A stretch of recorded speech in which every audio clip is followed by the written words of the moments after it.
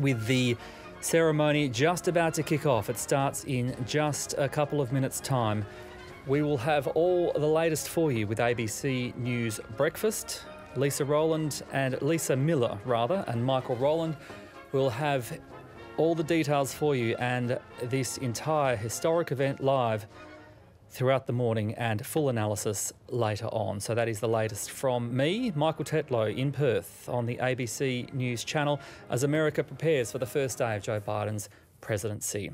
Stay with us for that early edition of ABC News Breakfast. Of course, throughout the morning you can stay up to date on the ABC News app, or you can live stream the ABC News channel at any time on iView. From the team, it's been our pleasure to bring you this historic event tonight, and we thank you for your company and hand you over now to Michael Rowland and Lisa Miller.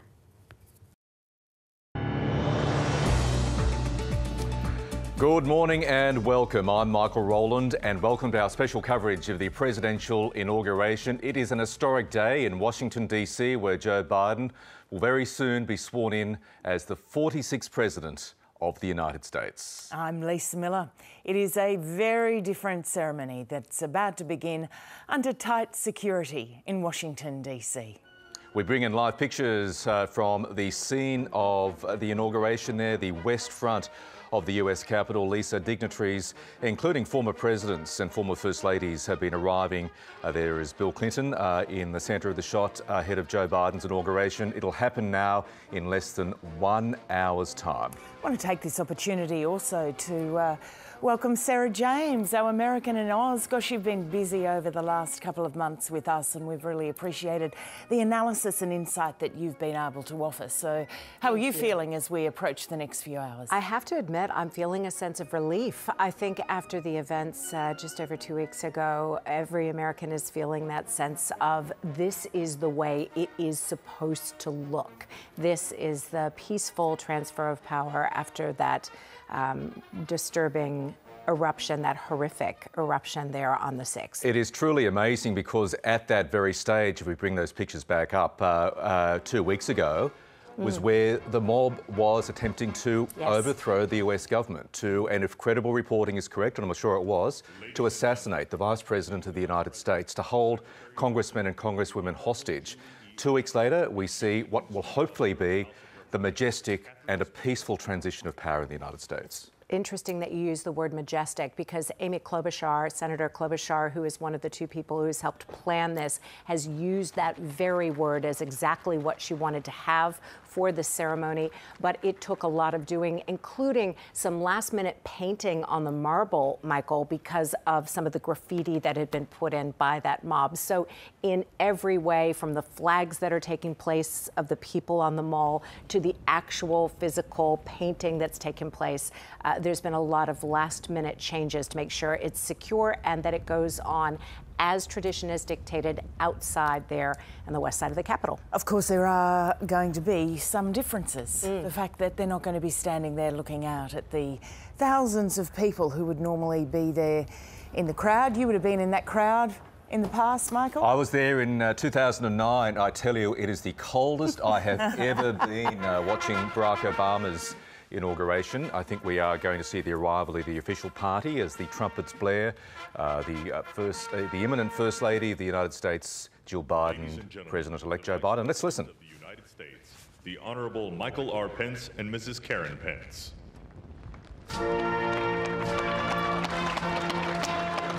Mike Pence, the outgoing Vice President there. We do know that for the first time in more than 150 years, President Donald Trump, he still is president for less than an hour, has snubbed the inauguration ceremony. He left the White House for the last time, Lisa, earlier this morning. He is currently en route back to Florida, but Mike Pence is there to enforce that transition of power. Yeah, we're still getting some of the details about Donald Trump's last hours, that apparently he had Southern-style steak and eggs on the Air Force One heading down to Mar-a-Lago, his home, where I understand Florida is where he's hoping his presidential library will be built. He's already started work on that, started work on getting the donations at least to ensure that it can be the huge thing that he wants it to be. So we are awaiting the arrival of Joe and Jill Biden and the imminent Vice President of the United States, Kamala Harris, her husband, the second gentleman to be Doug Emhoff. Lisa and Sarah, you've both either been there or watched these inaugurations before. They do this pomp and ceremony exceptionally well, don't they, over there? Yeah, it's a bit of a skill and well practiced, of course, Marine Band, the like.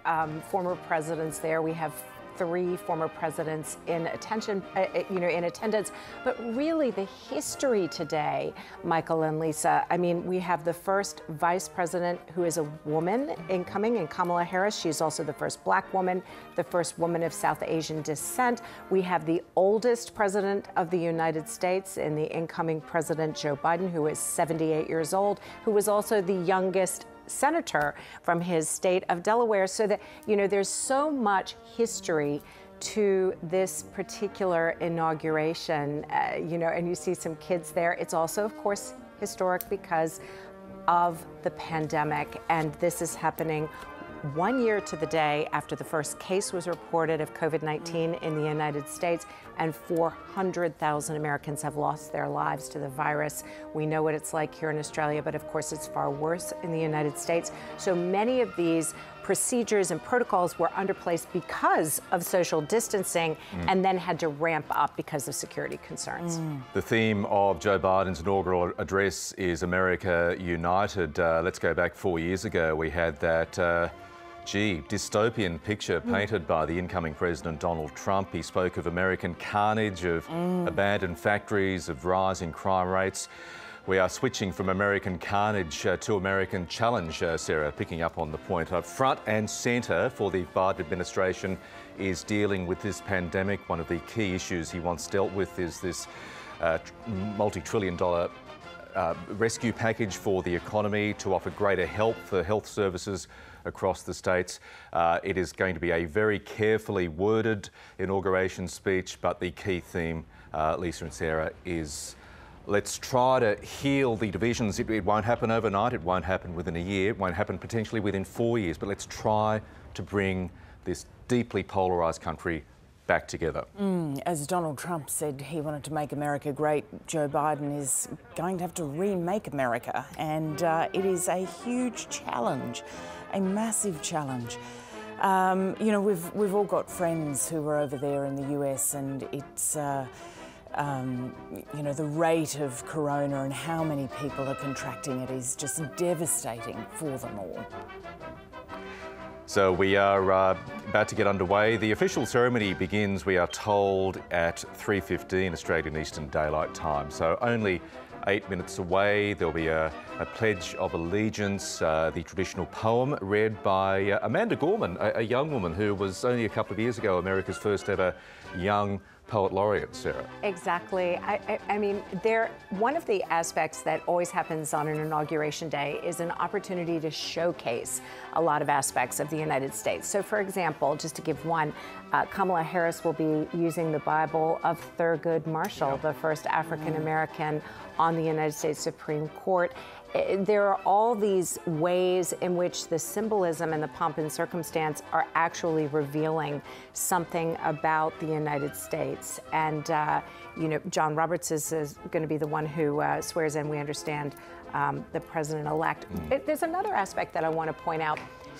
Joe Biden knows Washington so well. So when he comes into this crowd, he's not some newbie, fresh into Washington, D.C. He's been there for years. He was vice president for 8 years under Barack Obama, but he was a senator for many years prior to that. There's a great deal of respect for him as well. A deal. In fact, he's had a bird's eye view of 3 inaugurations. Let's not forget 2008, coming in as Joe Biden's vice president, re-elected in 2012, and there for the transition of power as Barack Obama's outgoing vice president in 2016. He has sat a row or two back on this dais for 3 times now. So it's practiced. He's practiced, he knows what to do.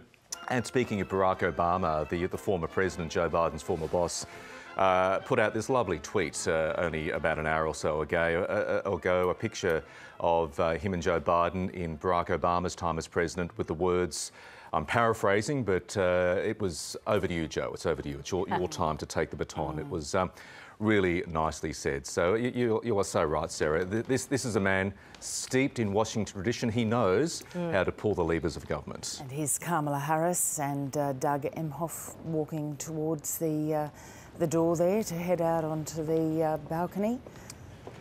She'll be sworn in by Sonia Sotomayor, the first Latina Another Supreme historic moment. Court Justice. Exactly. First female Vice President, first Vice President of, first black Vice President, first Vice President of South Asian origin, and she does represent what is now increasingly a diverse United States of America, Sarah. Exactly right. A father from Jamaica, a mother who is from India, and she is walking there very carefully. Again, notice all the masks. Masks will become mandatory on federal property pretty much immediately as soon as Biden is sworn in. And now we are watching, again, history as the first woman is about to be inaugurated as a Vice President of the United States, first black woman, first South Asian woman. I mean, this is history unfolding before us. Yeah, well, Hillary Clinton nearly got there. Well, she didn't actually. She was beaten quite soundly by Donald Trump 4 years ago. But, yep, we finally have a woman in the top leadership in the White House. It's taken a long time for the United States. I mean, if you look at Australia and the UK and Germany. Way too long. Who have we got here? The acting Deputy House Sergeant-at-Arms, Kevin Grubbs, and the acting Deputy Senate Sergeant-at-Arms, United States Capitol Police Officer, Private First Class Eugene O. Goodman. Eugene O. Goodman was one of the police officers who repelled the invaders of the Capitol 2 weeks ago. He has been given, there is a special platform, quite rightly so today. He held rioters at bay for long enough to allow greater protection to be offered to the US senators there. He was one of the true heroes of those appalling events we saw a fortnight ago. His face very familiar to Americans. It was the photograph that was spread across all of the newspapers. If people had not, if the mob of insurrectionists had not followed him and had instead gone in the other direction, they were seconds away from, it would have been a very different outcome. Ladies and gentlemen, the Vice President-elect of the United States, Kamala Devi Harris, and Mr. Douglas Emhoff.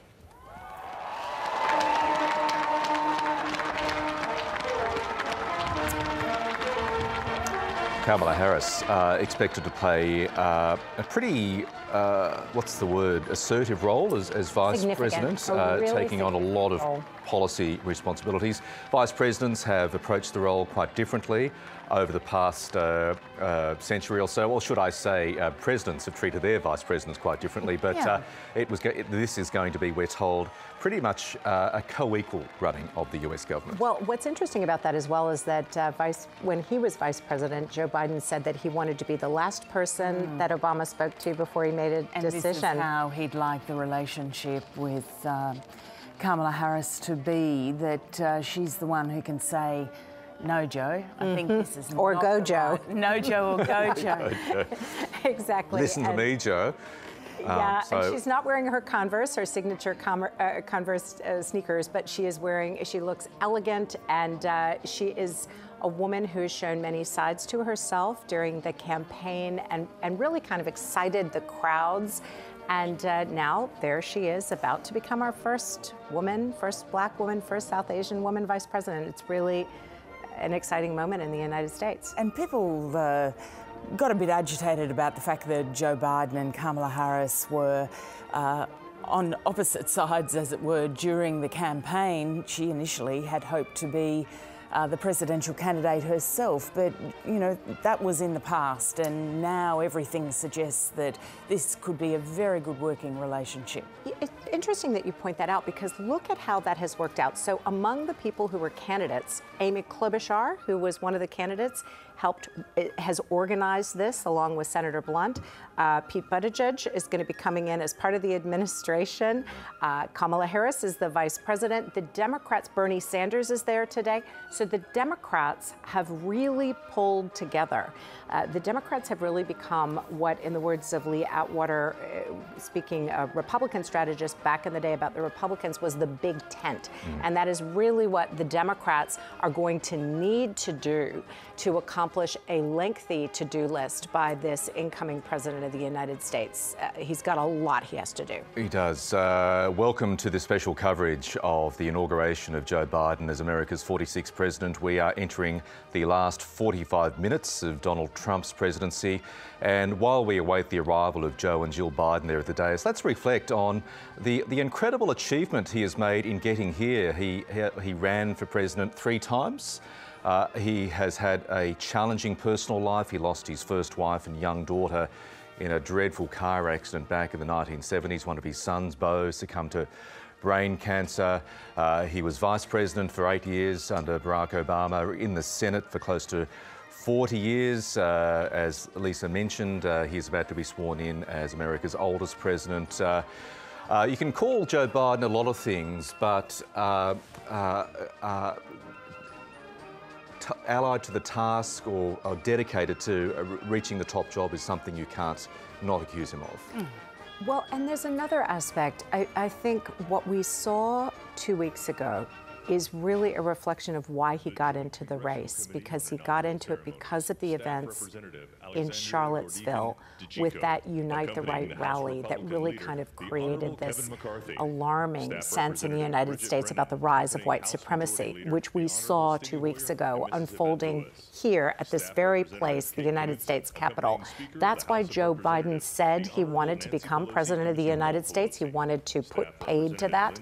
And now in about 45 minutes, he will take the oath of office and become the 46th president of the United States. So it really is quite an arc.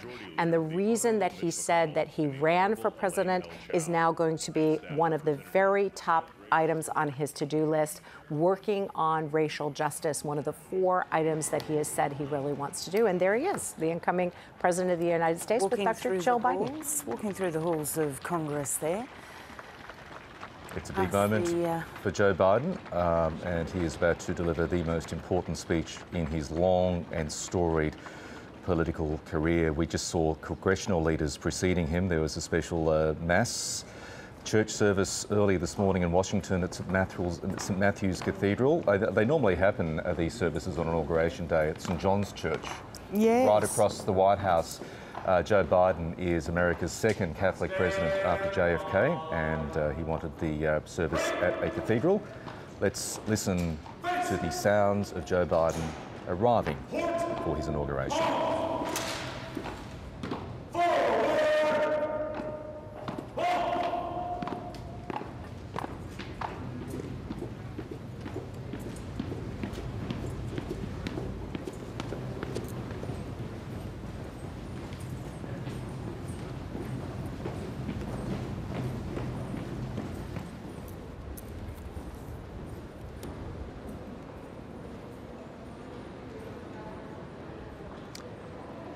Everything's in place for Joe Biden and Jill Biden to walk through those doors.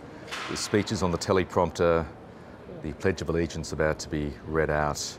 America waits for the swearing in of that country's 46th president. Chuck Schumer there, the new majority leader in the Senate. Let's not forget it. The Democrats control. There in the yellow coat. Yep. She Flakes has of worked snow. hard. Senator Klobuchar. Is there snow? I know it's about 40 degrees, which is about 5 degrees. Of the Joint Congressional Committee and inaugural ceremony. A very, very chilly day indeed. We had rays of sunlight before. Some more officials coming through the doors ahead of Joe Biden.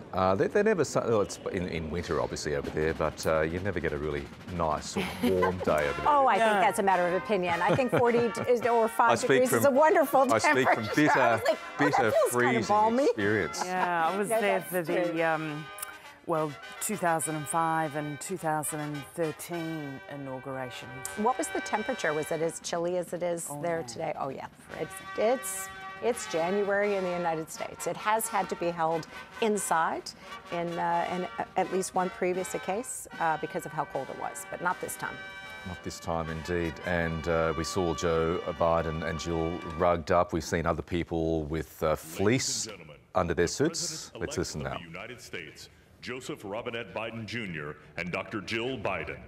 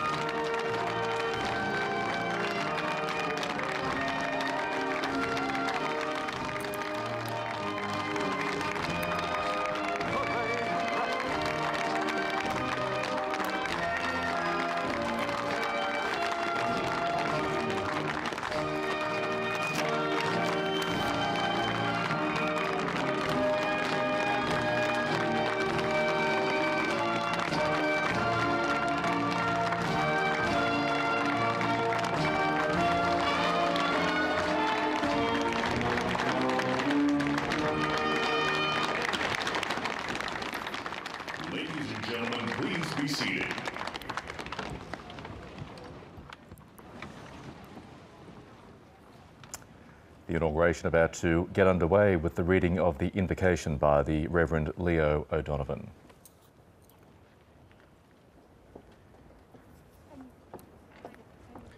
Please welcome the Honorable Amy Klobuchar.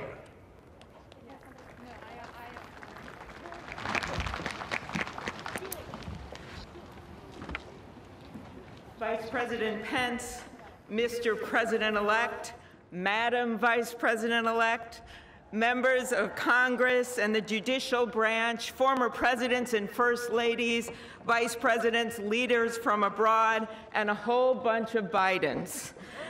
America, welcome to the 59th presidential inauguration, where in just a few moments, Joe Biden and Kamala Harris will take their solemn oaths. This ceremony is the culmination of 244 years of a democracy. It is the moment when leaders brought to this stage by the will of the people promised to be faithful to our Constitution, to cherish it and defend it. It is the moment when they become, as we all should be, guardians of our country. Have we become too jaded, too accustomed to the ritual of the passing of the torch of democracy to truly appreciate what a blessing and a privilege it is to witness this moment? I think not. 2 weeks ago, when an angry, violent mob staged an insurrection and desecrated this temple of our democracy, it awakened us to our responsibilities as Americans. This is the day when our democracy picks itself up, brushes off the dust, and does what America always does: goes forward as a nation under God, indivisible, with liberty and justice for all. This conveyance of a sacred trust between our leaders and our people takes place in front of this shining Capitol dome for a reason. When Abraham Lincoln gave his first inaugural address in front of this Capitol, the dome was only partially constructed, braced by ropes of steel. He promised he would finish it. He was criticized for spending funds on it during the Civil War. To those critics, he replied, "If the people see the Capitol going on, it is a sign we intend the Union shall go on." And it did, and it will. Generations of Americans gave their lives to preserve our republic in this place. Great legislation to protect civil rights and economic security and lead the world was debated and crafted under this dome.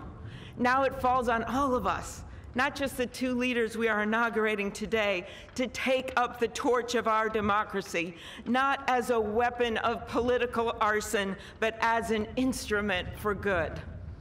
We pledge today never to take our democracy for granted as we celebrate its remarkable strength. We celebrate its resilience, its grit. We celebrate the ordinary people doing extraordinary things for our nation, the doctors and nurses on the front line of this pandemic, the officers in the Capitol, a new generation never giving up hope for justice.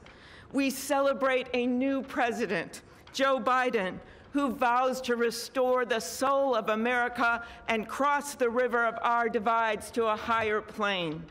And we celebrate our first African American, first Asian American, and first woman vice president, Kamala Harris, who stands on the shoulders of so many on this platform who have forged the way to this day. When she takes the oath of office, little girls and boys across the world will know that anything and everything is possible. And in the end, that is America, our democracy, a country of so much good. And today, on these Capitol steps and before this glorious field of flags, we rededicate ourselves to its cause. Thank you. It is now my honor to introduce to you the senator who has worked with me and so many others to make this ceremony possible, my friend and the chair of the inaugural committee, Missouri Senator Roy Blunt.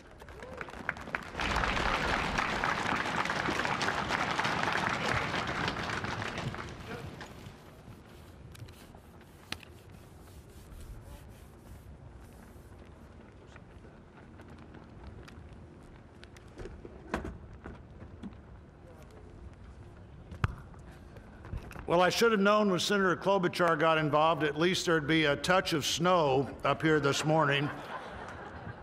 Of all the things we'd considered, I don't think snow was on my agenda till I walked out the door a moment ago. But thank you, Senator Klobuchar, and thanks to the other members of the Joint Congressional Committee on the Inauguration as we officially began the 59th inaugural ceremony.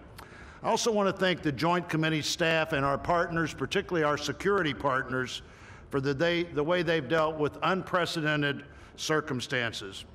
When I chaired the inauguration 4 years ago, I shared President Reagan's 1981 description of this event as commonplace and miraculous. Commonplace because we've done it every 4 years since 1789. Miraculous because we've done it every 4 years since 1789. Americans have celebrated this moment during war, during depression, and now during pandemic. Once again, all three branches of our government come together as the Constitution envisions. Once again, we renew our commitment to our determined democracy, forging a more perfect union. That theme for this inauguration, our determined democracy, forging a more perfect union, was announced by the Joint Committee before the election with the belief that the United States can only fulfill its promise and set an example for others if we are always working to be better than we have been. The Constitution established that determined democracy with its first three words, declaring the people as the source of the government. The Articles of Confederation hadn't done that. The Magna Carta hadn't done that. Only the Constitution says the government exists because the people are the source of the reason it exists. They immediately followed those first three words with the words to form a more perfect union. The founders did not say to form a perfect union. They did not claim that in our new country nothing would need to be improved. Fortunately, they understood that always working to be better would be the hallmark of a great democracy. The freedoms we have today, the nation we have today, is not here just because it happened, and they aren't complete. A great democracy working through the successes and failures of our history, striving to be better than it had been. And we are more than we have been, and we are less than we hope to be. The assault on our Capitol at this very place just 2 weeks ago reminds us that a government designed to balance and check itself is both fragile and resilient. During the last year, the pandemic challenged our free and open society and called for extraordinary determination and sacrifice, and still challenges us today. Meeting that challenge head on have been and are healthcare workers, scientists, first responders, essential frontline workers, and so many others we depend on in so many ways. Today we come to this moment, people all over the world, as we're here, are watching and will watch what we do here. Our government comes together. The Congress and the courts join the transition of executive responsibility. One political party more pleased today and on every inaugural day than the other. But this is not a moment of division, it's a moment of unification. A new administration begins and brings with it a new beginning. And with that, our great national debate goes forward, and a determined democracy will continue to be essential in pursuit of a more perfect union and a better future for all Americans. What a privilege for me to join you today. Thank you.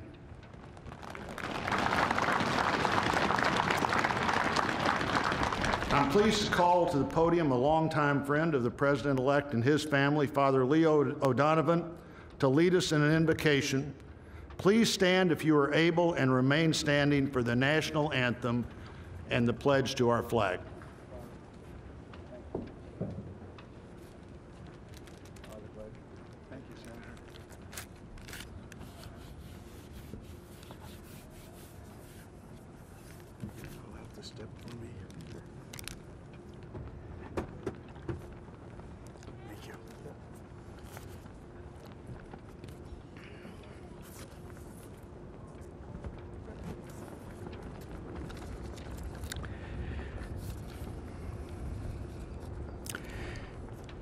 Gracious and merciful God, at this sacred time we come before you in need, indeed on our knees.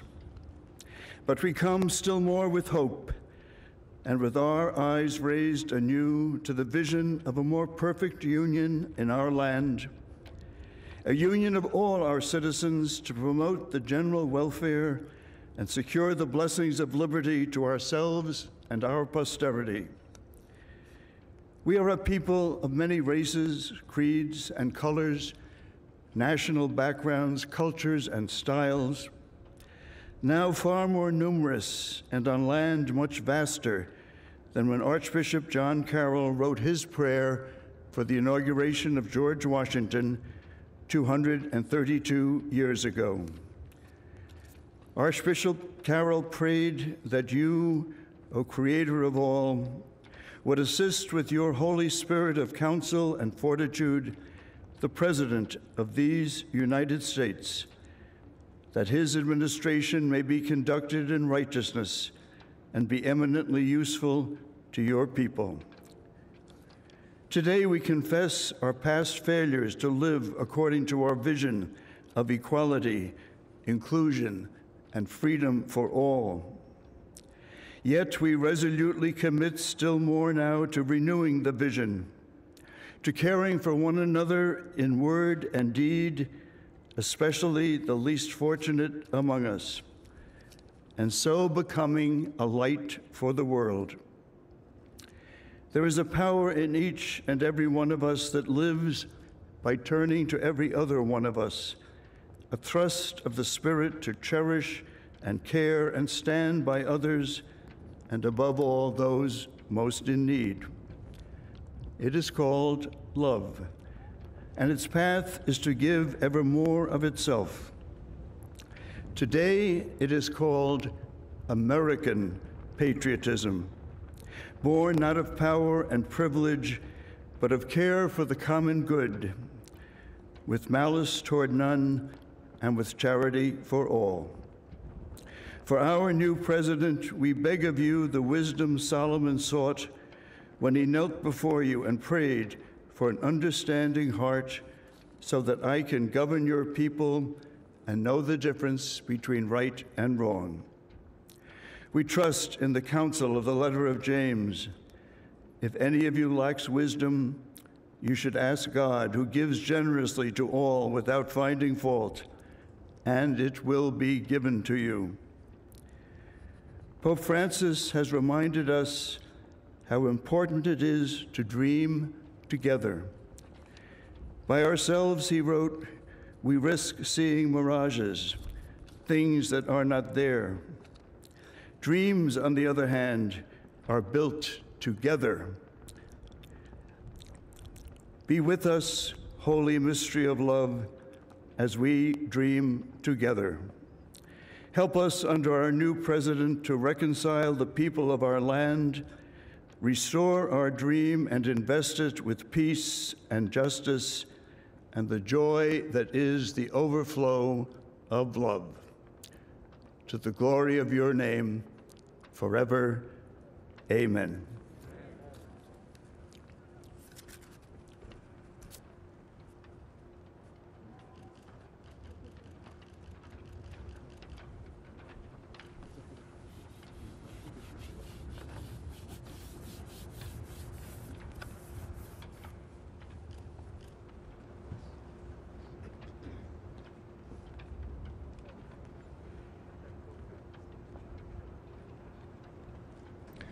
Ladies and gentlemen, please remain standing for the presentation of our national colors by the Armed Forces Color Guard, the singing of our national anthem, and for the Pledge of Allegiance.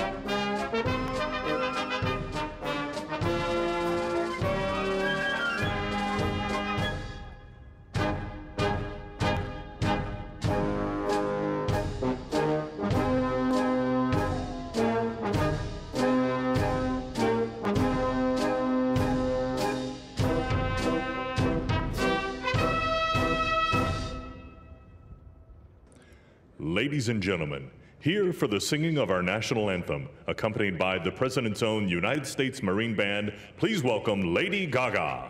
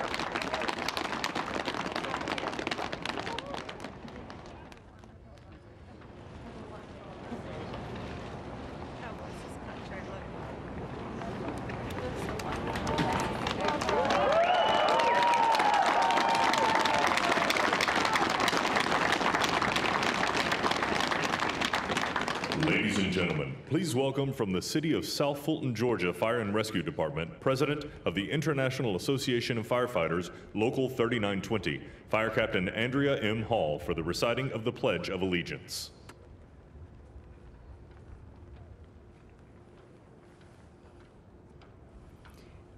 I pledge allegiance to the flag of the United States of America and to the republic for which it stands, one nation, under God, indivisible, with liberty and justice for all.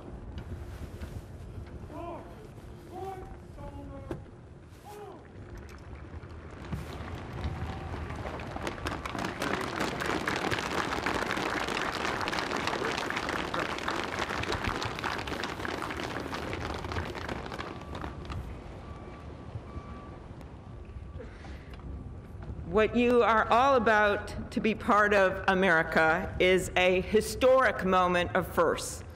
To administer the oath to our first African American, our first Asian American, and our first woman vice president, Kamala Harris, it is my great privilege to welcome to the inaugural stage the first Latina to ever serve on the Supreme Court of the United States of America, Justice Sonia Sotomayor. Ladies and gentlemen, please remain standing for the oath of office, followed by musical honors.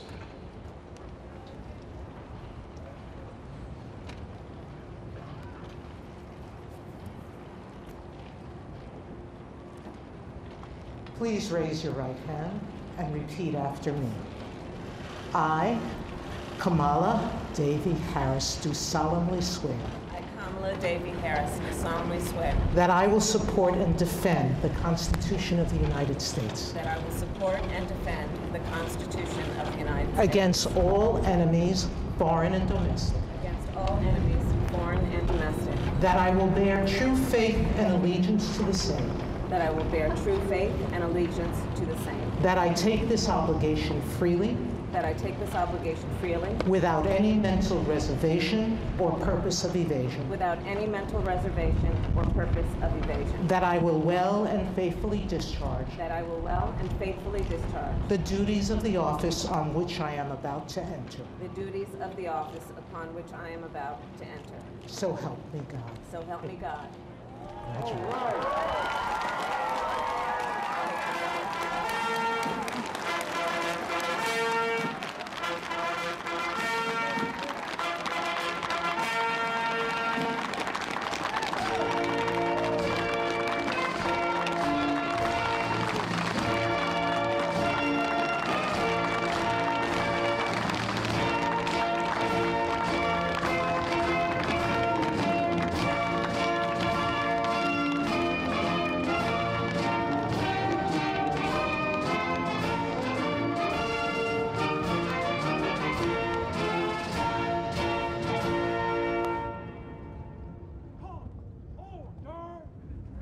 Ladies and gentlemen, please be seated.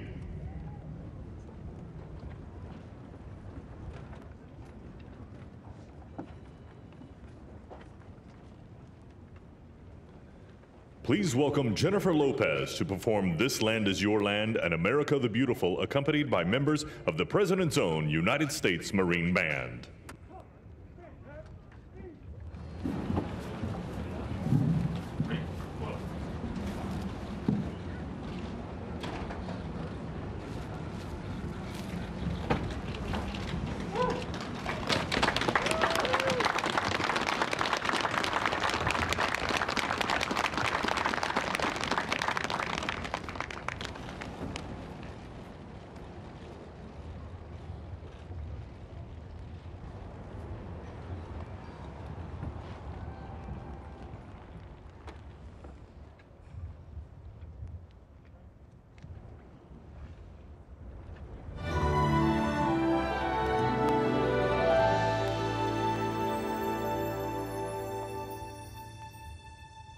This land is your land. This land is my land. From California to the New York Islands, from the Redwood Forest to the Gulf Stream waters. This land was made for you and me.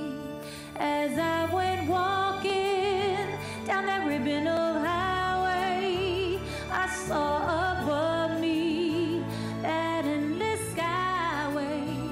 I saw below me that golden valley. This land was made for you and me. Oh, this land, oh, this land. This land was made for you and me.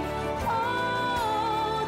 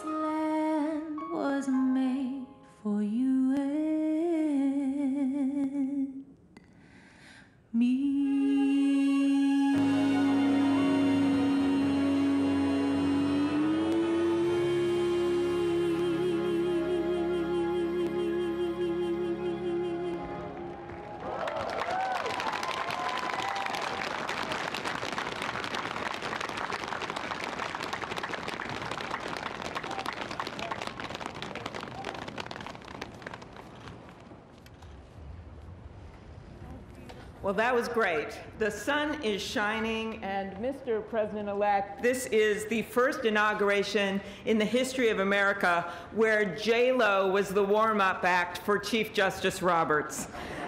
With that, it is now my distinct honor to introduce the Chief Justice of the Supreme Court of the United States, John Roberts, to administer the presidential oath to the next President of the United States, Joseph R. Biden.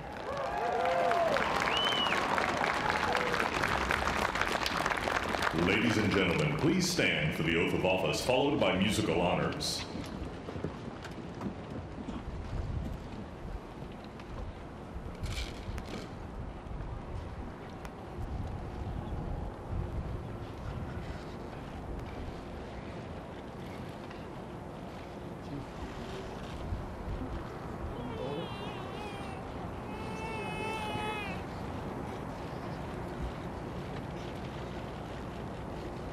Please raise your right hand and repeat after me. I, Joseph Robinette Biden, Jr., do solemnly swear. I, Joseph Robinette Biden, Jr., do solemnly swear. That I will faithfully execute. That I will faithfully execute. The office of President of the United States. Office of President of the United States. And will, to the best of my ability. Will, to the best of my ability. Preserve, protect, and defend. Preserve, protect, and defend the Constitution of the United States. The Constitution of the United States. So help you God. So help me God. Congratulations, Mr. President.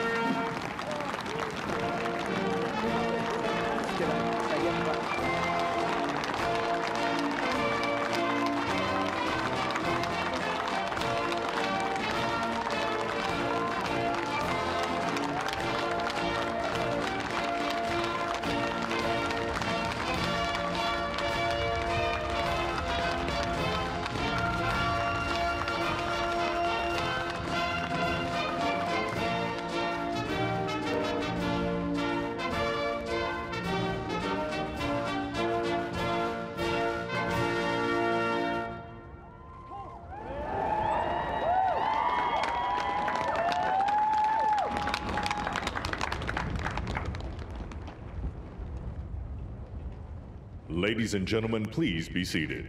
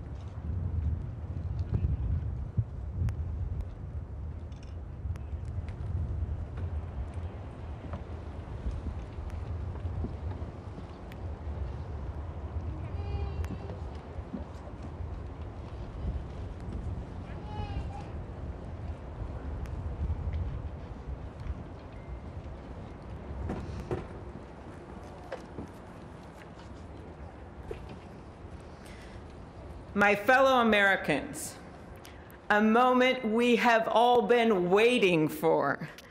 It is now my great privilege and high honor to be the first person to officially introduce the 46th President of the United States, Joseph R. Biden, Jr.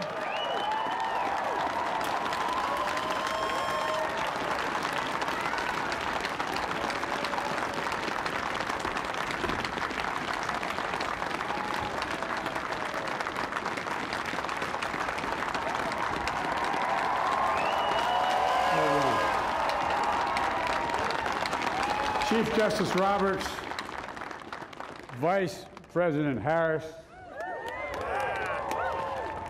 Speaker Pelosi, Leader Schumer, Leader McConnell, Vice President Pence, and my distinguished guests, my fellow Americans.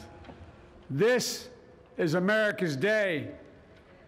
This is democracy's day, a day of history and hope, of renewal and resolve.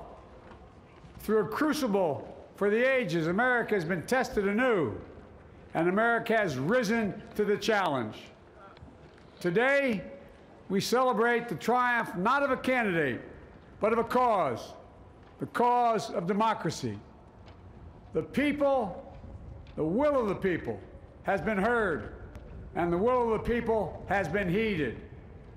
We've learned again that democracy is precious, democracy is fragile, and at this hour, my friends, democracy has prevailed.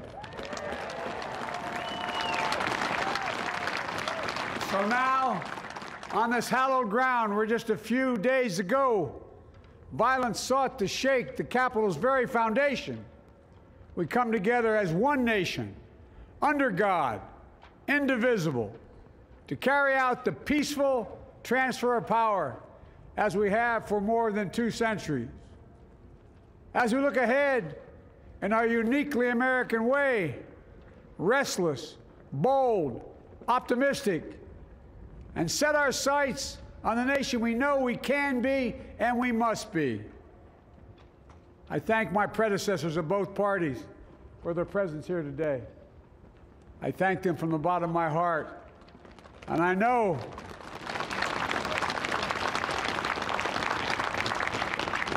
the resilience of our Constitution and the strength of our nation, as does President Carter, who I spoke with last night, who cannot be with us today, but whom we salute for his lifetime in service. I've just taken the sacred oath each of those patriots have taken, the oath first sworn by George Washington. But the American story depends not on any one of us, not on some of us, but on all of us, on we, the people, who seek a more perfect union. This is a great nation. We are good people. And over the centuries, through storm and strife, in peace and in war, we've come so far, but we still have far to go. We'll press forward with speed and urgency, for we have much to do in this winter of peril and significant possibilities. Much to repair, much to restore, much to heal, much to build, and much to gain. Few people in our nation's history have been more challenged or found a time more challenging or difficult than the time we're in now. Once-in-a-century virus that silently stalks the country has taken as many lives in 1 year as America lost in all of World War II. Millions of jobs have been lost. Hundreds of thousands of businesses closed. A cry for racial justice, some 400 years in the making, moves us. The dream of justice for all will be deferred no longer. A cry for survival comes from the planet itself, a cry that can't be any more desperate or any more clear. And now, a rise of political extremism, white supremacy, domestic terrorism, that we must confront and we will defeat. To overcome these challenges, to restore the soul and secure the future of America, requires so much more than words. It requires the most elusive of all things in a democracy: unity. Unity. In another January, on New Year's Day in 1863, Abraham Lincoln signed the Emancipation Proclamation. When he put pen to paper, the president said, and I quote, "If my name ever goes down into history It'll be for this act, and my whole soul is in it. My whole soul is in it.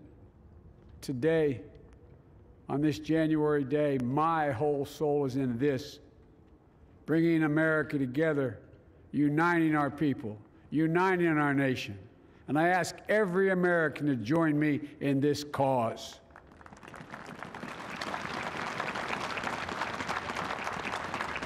Uniting to fight the foes we face: anger, resentment and hatred, extremism, lawlessness, violence, disease, joblessness, and hopelessness. With unity, we can do great things, important things. We can right wrongs. We can put people to work in good jobs. We can teach our children in safe schools. We can overcome the deadly virus. We can reward work and rebuild the middle class and make health care secure for all. We can deliver racial justice, and we can make America once again the leading force for good in the world.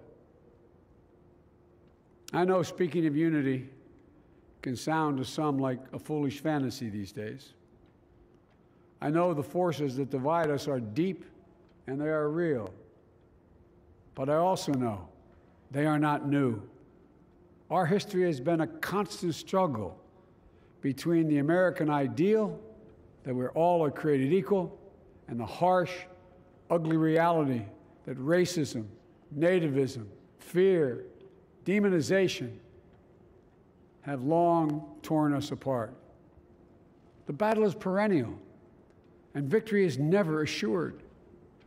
Through Civil War, the Great Depression, World War, 9/11, through struggle, sacrifice, and setbacks, our better angels have always prevailed. In each of these moments, enough of us have come together to carry all of us forward. And we can do that now.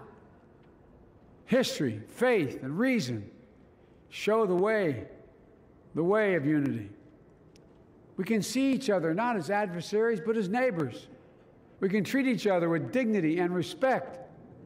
We can join forces, stop the shouting, and lower the temperature.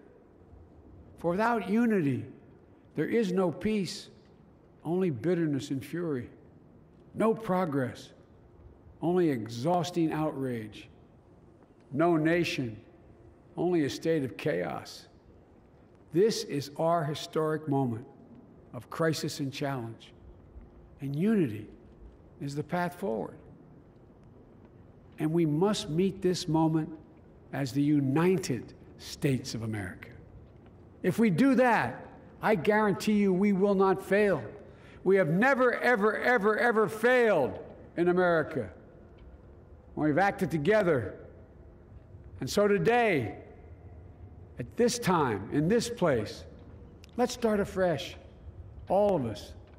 Let's begin to listen to one another again, hear one another, see one another, show respect to one another.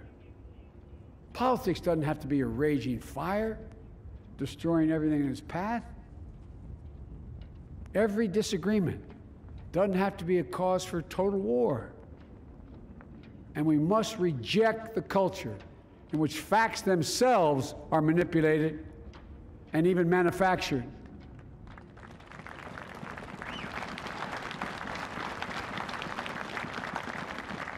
My fellow Americans, we have to be different than this. America has to be better than this. And I believe America is so much better than this. Just look around. Here we stand in the shadow of the Capitol Dome, as was mentioned earlier, completed amid the Civil War, when the Union itself was literally hanging in the balance. Yet we endured. We prevailed. Here we stand, looking out on the great mall where Dr. King spoke of his dream. Here we stand where 108 years ago, at another inaugural, thousands of protesters tried to block brave women marching for the right to vote. And today, we mark the swearing in of the first woman in American history elected to national office, Vice President Kamala Harris. Don't tell me things can't change. Here we stand across the Potomac from Arlington Cemetery, where heroes who gave the last full measure of devotion rest in eternal peace.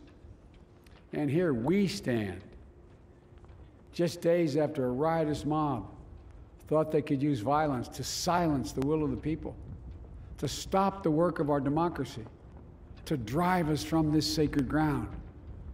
It did not happen. It will never happen.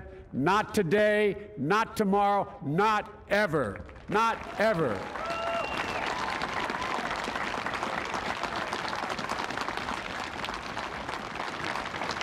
To all those who supported our campaign, I'm humbled by the faith you've placed in us. To all those who did not support us, let me say this. Hear me out as we move forward. Take a measure of me and my heart.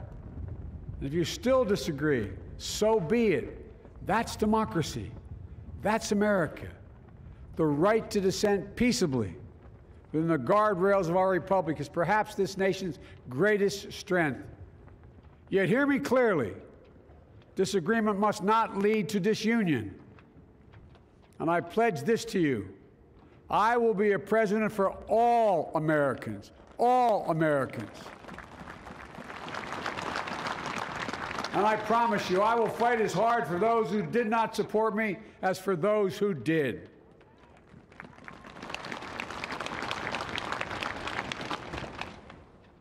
Many centuries ago, St. Augustine, a saint of my church, wrote that a people was a multitude defined by the common objects of their love. Defined by the common objects of their love. What are the common objects we as Americans love that define us as Americans? I think we know. Opportunity, security, liberty, dignity, respect, honor, and yes, the truth. Recent weeks and months have taught us a painful lesson. There is truth and there are lies. Lies told for power and for profit. And each of us has a duty and a responsibility as citizens, as Americans, and especially as leaders.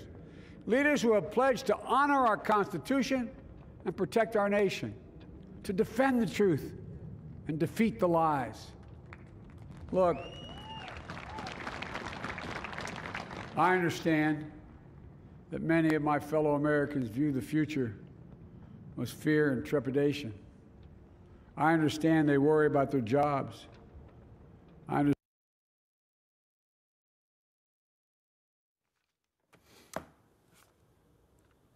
Thinking about their families, about what comes next. I promise you, I get it. But the answer is not to turn inward, to retreat into competing factions, distrusting those who don't look like you, or worship the way you do, or don't get their news from the same sources you do. We must end this uncivil war that pits red against blue, rural versus urban, conservative versus liberal. We can do this if we open our souls instead of hardening our hearts, if we show a little tolerance and humility, and if we're willing to stand in the other person's shoes, as my mom would say, just for a moment, stand in their shoes. Because here's the thing about life. There's no accounting for what fate will deal you. Some days, when you need a hand. There are other days when we're called to lend a hand. That's how it has to be. That's what we do for one another. And if we are this way, our country will be stronger, more prosperous, more ready for the future. And we can still disagree. My fellow Americans, in the work ahead of us, we're going to need each other. We need all our strength to persevere through this dark winter. We're entering what may be the toughest and deadliest period of the virus. We must set aside politics and finally face this pandemic as one nation. one nation. And I promise you this, as the Bible says, weeping may endure for a night, but joy cometh in the morning. We will get through this together. Together. Look, folks, all my colleagues I serve with in the House and the Senate up here, we all understand the world is watching all of us today. So here's my message to those beyond our borders. America has been tested, and we've come out stronger for it. We will repair our alliances and engage with the world once again, not to meet yesterday's challenges, but today's and tomorrow's challenges. And we'll lead not merely by the example of our power, but by the power of our example.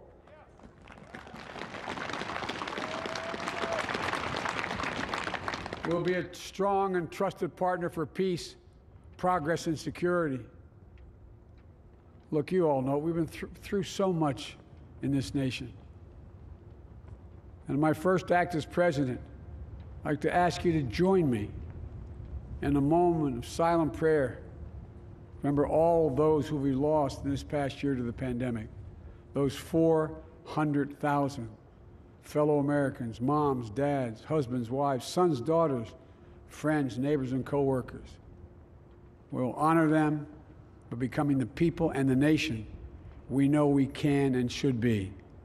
So I ask you, let's say a silent prayer for those who've lost their lives and those left behind, and for our country.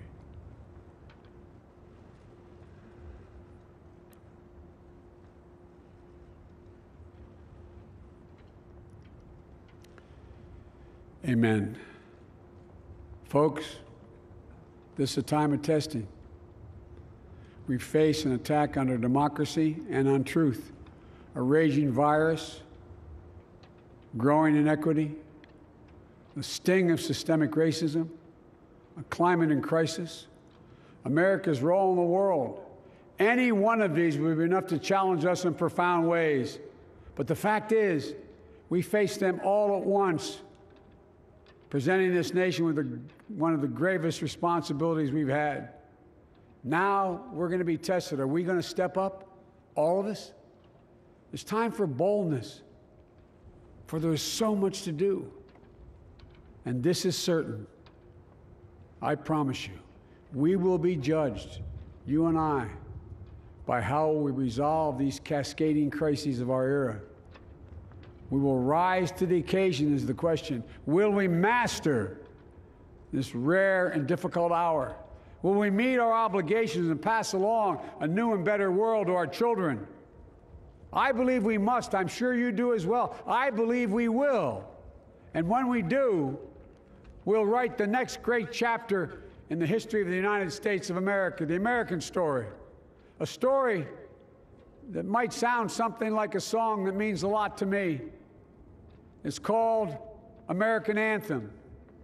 There's one verse that stands out, at least for me, and it goes like this. The work and prayers of century have brought us to this day. What shall be our legacy? What will our children say? Let me know in my heart when my days are through. America, America, I gave my best to you. Let's us add our own work and prayers to the unfolding story of our great nation. If we do this, then when our days are through, our children and our children's children will say of us, they gave their best, they did their duty, they healed a broken land. My fellow Americans, I close the day where I began, with the sacred oath. Before God and all of you, I give you my word. I will always level with you. I will defend the Constitution. I'll defend our democracy. I'll defend America. And I'll give all of you, keep everything I do in your service, thinking not of power, but of possibilities, not of personal interest, but the public good. And together we shall write an American story of hope, not fear, of unity, not division, of light, not darkness, a story of decency and dignity, love and healing, greatness and goodness. May this be the story that guides us, the story that inspires us, and the story that tells ages yet to come that we answered the call of history. We met the moment. Democracy and hope, truth and justice did not die on our watch but thrived. That America secured liberty at home and stood once again as a beacon to the world. That is what we owe our forebears, one another, and generation to follow. So, with purpose and resolve, we turn to those tasks of our time, sustained by faith, driven by conviction, and devoted to one another and the country we love with all our hearts. May God bless America, and may God protect our troops. Thank you, America.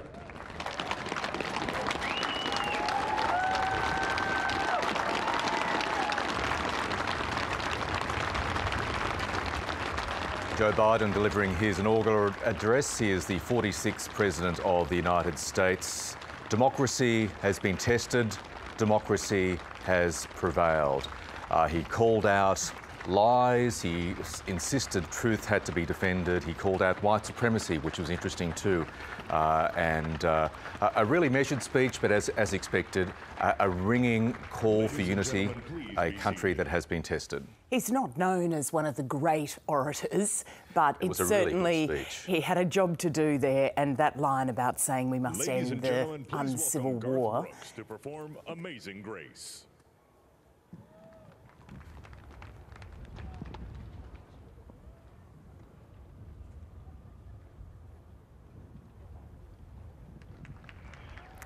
Garth Brooks coming out there.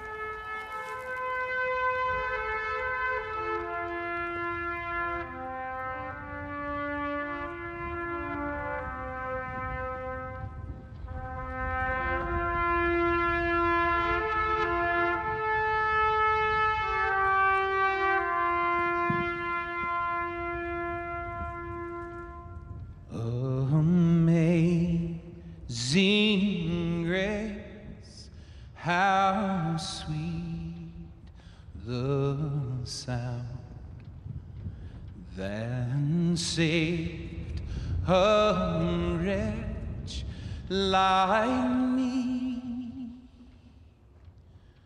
I was lost, but now I'm found. Was blind, but now I see.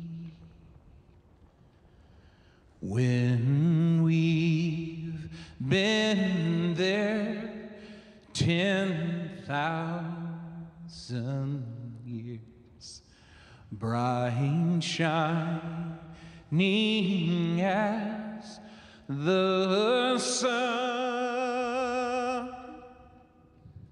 we've no less days to sing God's praise than when we first begun.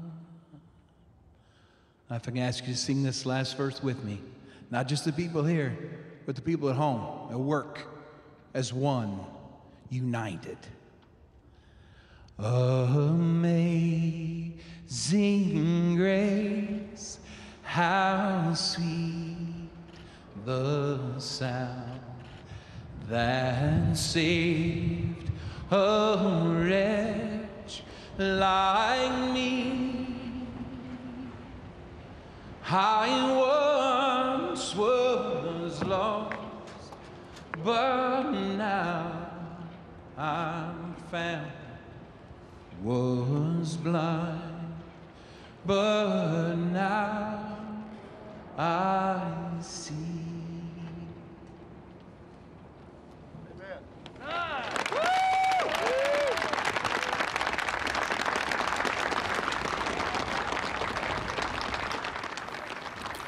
What are your thoughts? Well, one aspect of this that's really struck me is that democracy became the headline of this speech and of this inauguration.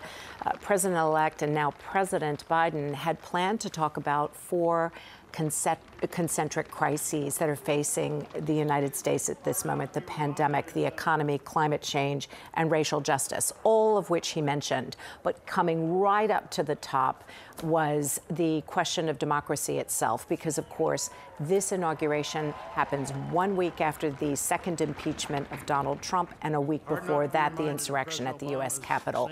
So this is a historic inauguration in so many ways. And that is Roy Blunt, the senator, the Republican senator of Missouri. And again, it's a bipartisan group that puts on the inauguration, a bipartisan tradition. But as you look at the presidents gathered, you will see former presidents Obama and Bush and Clinton, and no Trump. We're about to hear from Amanda Gorman to read the inauguration poem.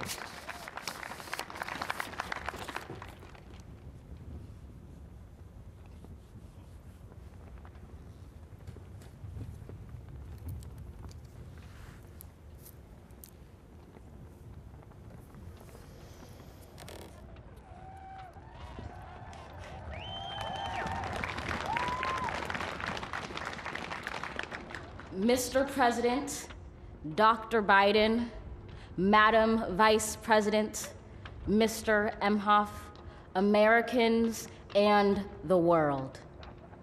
When day comes, we ask ourselves, where can we find light in this never-ending shade? The loss we carry, a sea we must wade. We've braved the belly of the beast. We've learned that quiet isn't always peace, and the norms and notions of what just is isn't always just is. And yet the dawn is ours before we knew it. Somehow we do it. Somehow we've weathered and witnessed a nation that isn't broken, but simply unfinished. We, the successors of a country and a time where a skinny black girl descended from slaves and raised by a single mother can dream of becoming president, only to find herself reciting for one. And yes, we are far from polished, far from pristine, but that doesn't mean we are striving to form a union that is perfect. We are striving to forge our union with purpose, to compose a country committed to all cultures, colors, characters, and conditions of man. And so we lift our gazes not to what stands between us, but what stands before us. We close the divide because we know to put our future first, we must first put our differences aside. We lay down our arms so we can reach out our arms to one another. We seek harm to none and harmony for all. Let the globe, if nothing else, say this is true. That even as we grieved, we grew, that even as we hurt, we hoped, that even as we tired, we tried, that we'll forever be tied together, victorious, not because we will never again know defeat, but because we will never again sow division. Scripture tells us to envision that everyone shall sit under their own vine and fig tree, and no one shall make them afraid. If we're to live up to our own time, then victory won't lie in the blade, but in all the bridges we've made. That is the promised glade, the hill we climb, if only we dare it, because being American is more than a pride we inherit. It's the past we step into and how we repair it. We've seen a force that would shatter our nation rather than share it, would destroy our country if it meant delaying democracy. And this effort very nearly succeeded. But while democracy can be periodically delayed, it can never be permanently defeated. In this truth, in this faith we trust, for while we have our eyes on the future, history has its eyes on us. This is the era of just redemption. We feared it at its inception. We did not feel prepared to be the heirs of such a terrifying hour, but within it we found the power to author a new chapter, to offer hope and laughter to ourselves. So, while once we asked, how could we possibly prevail over catastrophe? Now we assert, how could catastrophe possibly prevail over us? We will not march back to what was, but move to what shall be, a country that is bruised but whole, benevolent but bold, fierce and free. We will not be turned around or interrupted by intimidation, because we know our inaction and inertia will be the inheritance of the next generation. Our blunders become their burdens. But one thing is certain: if we merge mercy with might and might with right, then love becomes our legacy and change our children's birthright. So let us leave behind a country better than the one we were left. With every breath from my bronze-pounded chest, we will raise this wounded world into a wondrous one. We will rise from the gold-limbed hills of the West. We will rise from the wind-swept Northeast, where our forefathers first realized revolution. We will rise from the lake-rimmed cities of the Midwestern states. We will rise from the sun-baked South. We will rebuild, reconcile, and recover in every known nook of our nation, in every corner called our country. Our people, diverse and beautiful, will emerge battered and beautiful. When day comes, we step out of the shade, aflame and unafraid. The new dawn blooms as we free it. For there is always light, if only we're brave enough to see it, if only we're brave enough to be it.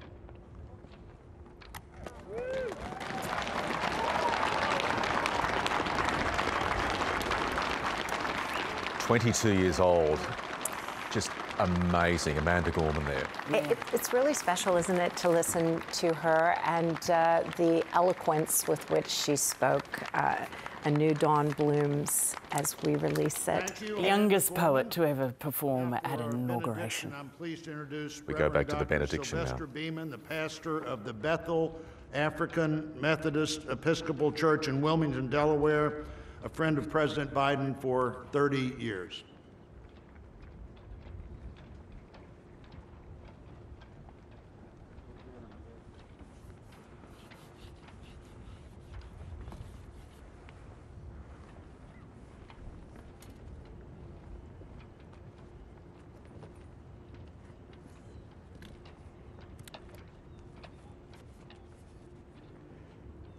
As a nation and people of faith gathered in this historical moment, let us unite in prayer. God, we gather under the beauty of your holiness and the holiness of your beauty. We seek your face, your smile, your warm embrace. We petition you once more in this celebration. We pray for divine favor upon our President, Joseph R. Biden, and our First Lady, Dr. Jill Biden, and their family. We further ask that you would extend the same favor upon our Vice President, Kamala D. Harris, and our second gentleman, Doug Emhoff, and their family. More than ever, they and our nation need you. We need you, for in you we discover our common humanity. In our common humanity, we will seek out the wounded and bind their wounds. We will seek healing for those who are sick and diseased. We will mourn our dead. We will befriend the lonely, the least, and the left out. We will share our abundance with those who are hungry. We will do justly to the oppressed, acknowledge sin, and seek forgiveness thus grasping reconciliation. In discovering our humanity, we will seek the good in and for all our neighbors. We will love the unlovable, remove the stigma of the so-called untouchables. We will care for our most vulnerable, our children, the elderly, emotionally challenged, and the poor. We will seek rehabilitation beyond correction. We will extend opportunity to those locked out of opportunity. We will make friends of our enemies. We will make friends of our enemies. People, your people, shall no longer raise up weapons against one another. We will rather use our resources for the national good and become a beacon of life and goodwill to the world. And neither shall we learn hatred anymore. We will lie down in peace and not make our neighbors afraid. In you, O God, we discover our humanity. In our humanity, we discover our commonness. Beyond the difference of color, creed, origin, political party, ideology, geography, and personal preferences. We'll become greater stewards of your environment, preserving the land, reaping from it a sustainable harvest, and securing its wonder and miracle-giving power for generations to come. This is our benediction, that from these hallowed grounds, where slaves labored to build this shrine and citadel to liberty and democracy, let us all acknowledge, from the indigenous Native American to those who recently received their citizenship, from the African American to those whose foreparents came from Europe and every corner of the globe, from the wealthy to those struggling to make it, from every human being, regardless of their choices, that this is our country. As such, teach us, O God. As such, teach us, O God, to live in it, love in it, be healed in it, and reconcile to one another in it, lest we miss kingdom's goal. To your glory, majesty, dominion, and power forever. Hallelujah. Glory, hallelujah. In the strong name of our collective faith, amen. Please remain standing as the Armed Forces Color Guard retires our national colors.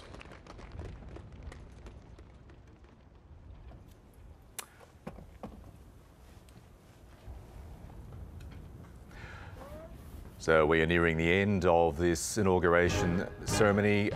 Very shortly, Joe Biden, now the 46th President of the United States, will go inside the Capitol to meet with congressional leaders. There'll be a so-called pass-in review after that, a military parade on the other side of the Capitol, which happens every inauguration.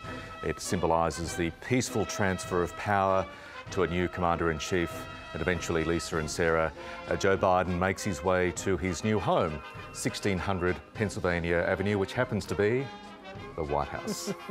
That's exactly right. And, you know, one aspect of this is it was incredibly important to President Biden and Vice President Kamala Harris to hold this ceremony outside. It's not only the tradition, but 2 weeks after what happened with the insurrection at the Capitol, they wanted to make sure that they set that symbol that the democracy was flourishing. And again, we heard that mentioned many times. One other point to note is this is happening. We have Madam Vice President, 100 years after women got the right to vote in the United States, 100 and just over one. It's taken a while. Yeah, in other words, the United States wasn't as quick as Australia in giving women the right to vote, but now there is a woman vice president. So just one of the pieces of history. Again, she's not only the first woman, but the first black woman and the first woman of South Asian descent. So a lot of firsts.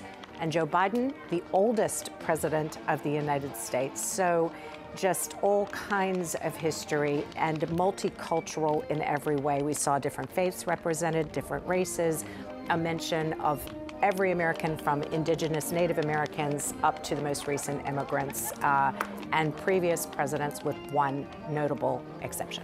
I recall Barack Obama's second inauguration speech, which was a bit like a State of the Union where they're laying out what they want to do for the next 4 years.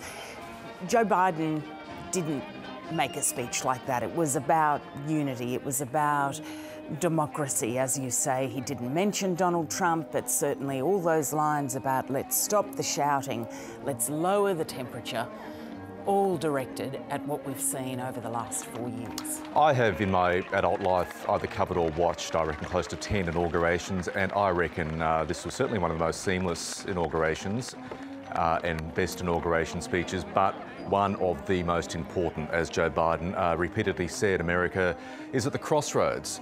It faces testing times, the pandemic, in his words, silently stalking the country. The death toll has now passed 400,000. He acknowledged there were loud calls for racial justice. We've seen the Black Lives Matter movement gaining greater importance, greater currency. Climate change, a call for arms, and this brings in countries like Australia to do more to battle the rise of global temperatures, and of course the challenge of white supremacy. And I say again, it was very instructive that Joe Biden used those two words as one of the key challenges facing the country: white supremacy, given what we all saw happen in that very building 2 weeks ago. Absolutely crucial that he called it out, and that he also called out the importance of truth over lies, talked about people who invent their own facts. That's been that problem of disinformation and misinformation has really stalked the United States over the last 4 years. It's really amplified. Can I also say that appearing at the reflecting pool last night and then the minute's silence today, or the moment of silence, is more than what we have seen from the former president in regards to victims of this terrible pandemic in America. So I thought that was very instructive, that in 24 hours Joe Biden had done more than Donald Trump, who had denied the pandemic for so long. Donald J. Trump is now private citizen Donald Trump. He is back at his residence at Mar-a-Lago in Florida. Joseph Biden, there with Jill Biden, now the 46th President of the United States. Our correspondent, Greg Jennett, joins us now from the Mall in Washington, D.C. Greg, a very good morning to you. What was your take on the ceremony and Joe Biden's speech? Morning, Michael. Yes, we're huddled on the National Mall, is windswept and devoid of people, but from here we have a privileged vantage point to watch and listen to that speech, which I think can be characterised as the start of a new American story being written. And that 20-minute, roughly, presidential preface contains more optimism than anything America has heard in recent months. An appeal to people, to pride, to unity of purpose, for healing, repair and restoration. The reset in tone that we're witnessing here, in what must be said was a beautifully crafted speech, is extremely striking to my ears. So take us through where we are showing our viewers live pictures of the official party led by Joe Biden and Jill Biden departing the dais, going inside the US Capitol building. Greg, take us through what unfolds from here in Washington. Yes, so they're going inside now to sign official paperwork. That's in the presidential office inside the Congress. And then there are various gaps in the schedule where the president disappears for a period of time. Once he leaves the Capitol, though, the next most important moment is a trip out to Arlington to pay respects to the fallen there with former presidents who are in attendance at today's ceremony. Then later still, he comes back into the downtown area to be swept down Pennsylvania Avenue towards the White House itself. He'll enter there around dusk our time, maybe even a bit after. It's probably going to be dark given the shortness of the winter days. And then an evening of celebration ensues. This is a made-for-media moment because of COVID-19 and also because of the immense security overlay on the city of Washington, D.C. But it is quite a show that they've planned. I'm sure you've been talking about it in your coverage already. Quite a national extravaganza that will be broadcast to homes around the country this evening. Absolutely, Greg. You pointed there to the security. Thick on the ground there, 25,000 National Guard troops along with Capitol Police, the Secret Service, of course, other law enforcement bodies, as we show pictures of former President Barack Obama, Hillary Clinton, off to his left there, Nancy Pelosi, the Democratic Speaker of the House. So, Greg, the security and the event has gone off without a hitch, security-wise, so far. No accounts today of any trouble whatsoever, and I may as well tell you our personal journey was a long one. We had a lot of trouble with accreditation and dog tags around our necks. I could not imagine what anyone with malicious intent would have gotten away with had they even tried. The lockdown was so extensive, covering such an enormous footprint all the way out to Virginia, really. So I think security are going to pass this day with flying colours, which we say touching wood so early in proceedings, but honestly, it was probably impossible for any serious trouble to envelop the ceremony itself. And Greg, as we wrap up, the day began in Washington with Donald Trump departing the White House for the first time. And it has to be said, he went out with a whimper, not a bang. Yeah, it was very subdued. A couple of quick words before he boarded Marine One at the White House, flew the chopper out to Joint Base Andrews, and a couple of brief words again from the stage, thanking all who needed to be thanked, staff, family, the American people. There was this reference to coming back in some way. I'm not sure what that means. I wouldn't necessarily conclude that that's got anything to do with another presidential tilt at office at all. I think it refers to the maintenance of what he calls his people's movement that he started 4 to 5 years ago now. And with that, it was a short walk off to the steps of Air Force One into the cold skies above Washington and south to a warmer Florida. I don't think we'll be seeing Donald J. Trump back in this town for quite some time, given the circumstances in which he lives. Greg Janet, speaking of warmth, you try to stay warm. It is pretty frigid there in Washington. We'll come back to you as a key part of our special coverage as the morning goes on. Thank you. So cold, in fact, there were even some snow flurries. The last time that there were snow at a inauguration was 2005. The party at Capitol Hill is just getting underway, really. We've seen the official speeches outside. They're heading in out of that cold. There is a long way to go yet on this inauguration day, but let's give you a little sense of what we've seen already.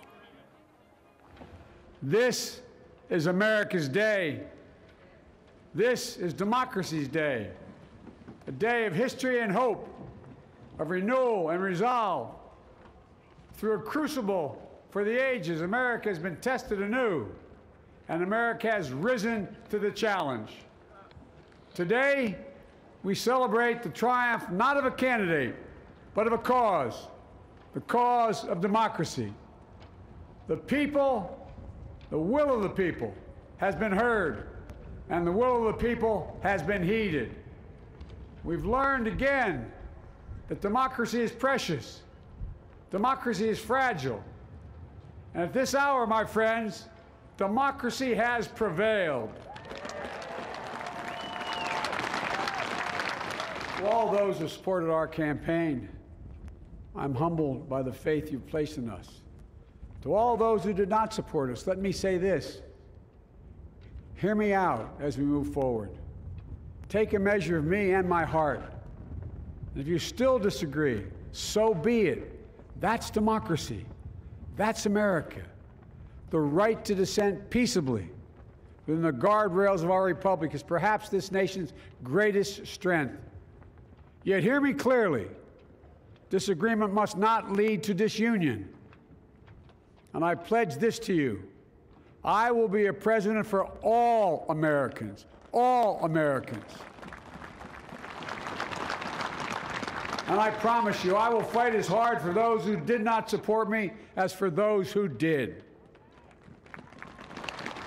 The world is watching all of us today.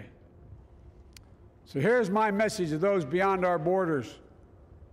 America has been tested, and we've come out stronger for it. We will repair our alliances and engage with the world once again, not to meet yesterday's challenges, but today's and tomorrow's challenges. And we'll lead not merely by the example of our power, but by the power of our example. So, with purpose and resolve, we turn to those tasks of our time, sustained by faith, driven by conviction, and devoted to one another and the country we love with all our hearts. May God bless America, and may God protect our troops. Thank you, America.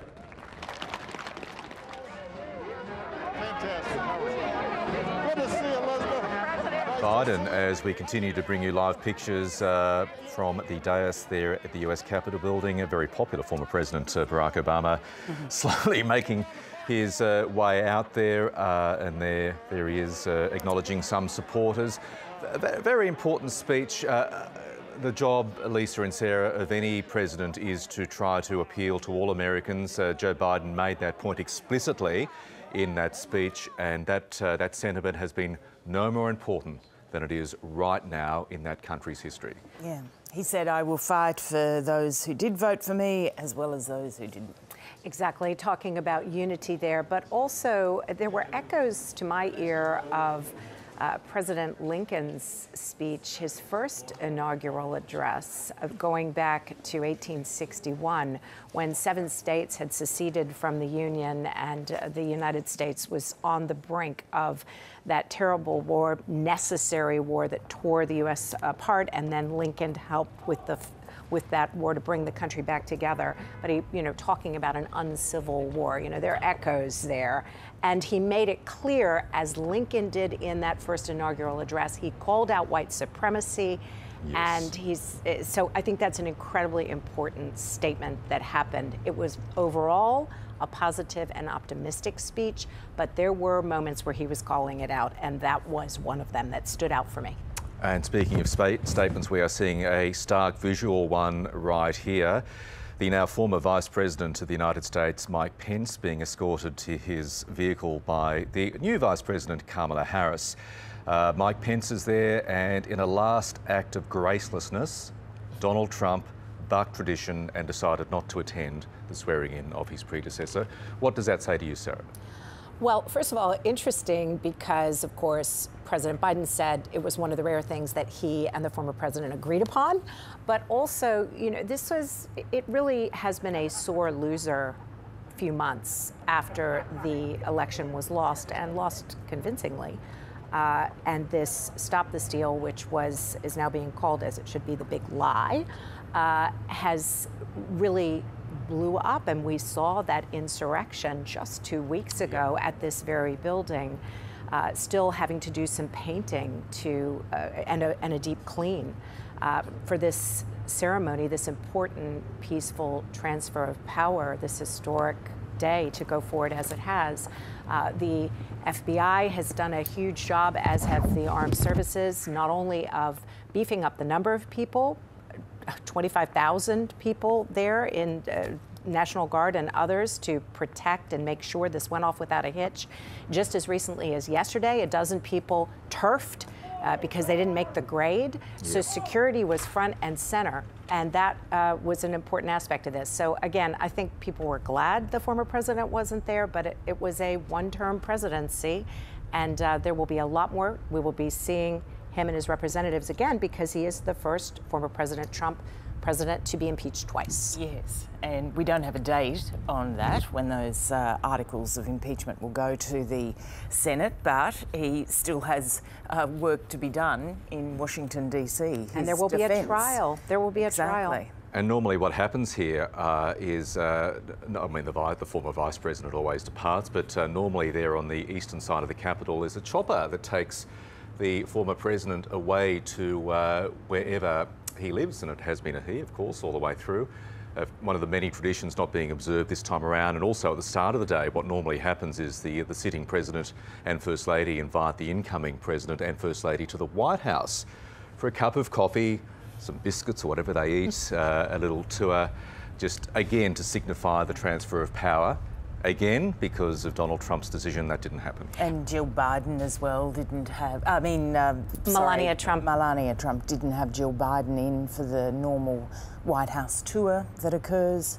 And it's also worth noting that we've had really ferocious competitions before in U.S. history where the incoming president and the outgoing president didn't see eye to eye. And you mentioned former President Barack Obama. He and former President Trump clearly didn't see eye to eye, but again, that went through. You can go back to Truman and Eisenhower to give yet another example. But nevertheless, these were sort of passages that always happen. Tradition is part of what has always been an aspect of American democracy, unfolding, unfurling. But what they did do with this tradition is to make democracy front and center. And as we watch the motorcade departing, really it must be said that this went off seamlessly. And that is in and of itself remarkable, given what happened just 2 weeks ago. It's hard to believe that was just 2 weeks ago. Quite an achievement. The transition is well and truly underway. Joe Biden's staffers, his advisors, have moved in to the White House, taking up their offices, getting ready for what is going to be a very busy first 24 hours for Joe Biden as he signs various executive orders implementing some of the key promises he has made. But before then, Lisa, we have more of the ceremony to unfold in Washington. Yes, well, they head to Arlington Cemetery. Initially, the first job is to lay a wreath at the tomb of the unknown soldier. And then we're going to have, well, normally we'd be lining the streets of Pennsylvania Avenue and they'd be walking down. Sometimes in a car, there's always a big debate about security. Do they get out of the car? Do they stay in the car? There's bands. It's a wonderful day. It goes on for hours and hours, leading eventually to the White House. Well, we're not going to see that this year, of course, but there's going to be a virtual parade instead. Virtual parade, including people right across the country, going again to the theme of democracy, the theme, Sarah, you pointed out, of diversity. Diverse America has never been more happily on display than in this inauguration ceremony, and I think it has been a wonderful thing for Joe Biden and Kamala Harris to acknowledge, given the fast-changing demographics in this country, and also, as on a more serious note, as Joe Biden repeatedly pointed out in his speech, the cries for racial justice that are getting louder in that troubled country. There really is a geodesic dome of problems that are facing the United States at this moment because they all seem to overlap and intersect. So you've got the pandemic, and you see everyone in this ceremony wearing a mask. Yes. And that's going to become mandatory on federal property. President Biden has already said that's going to be the first thing he does.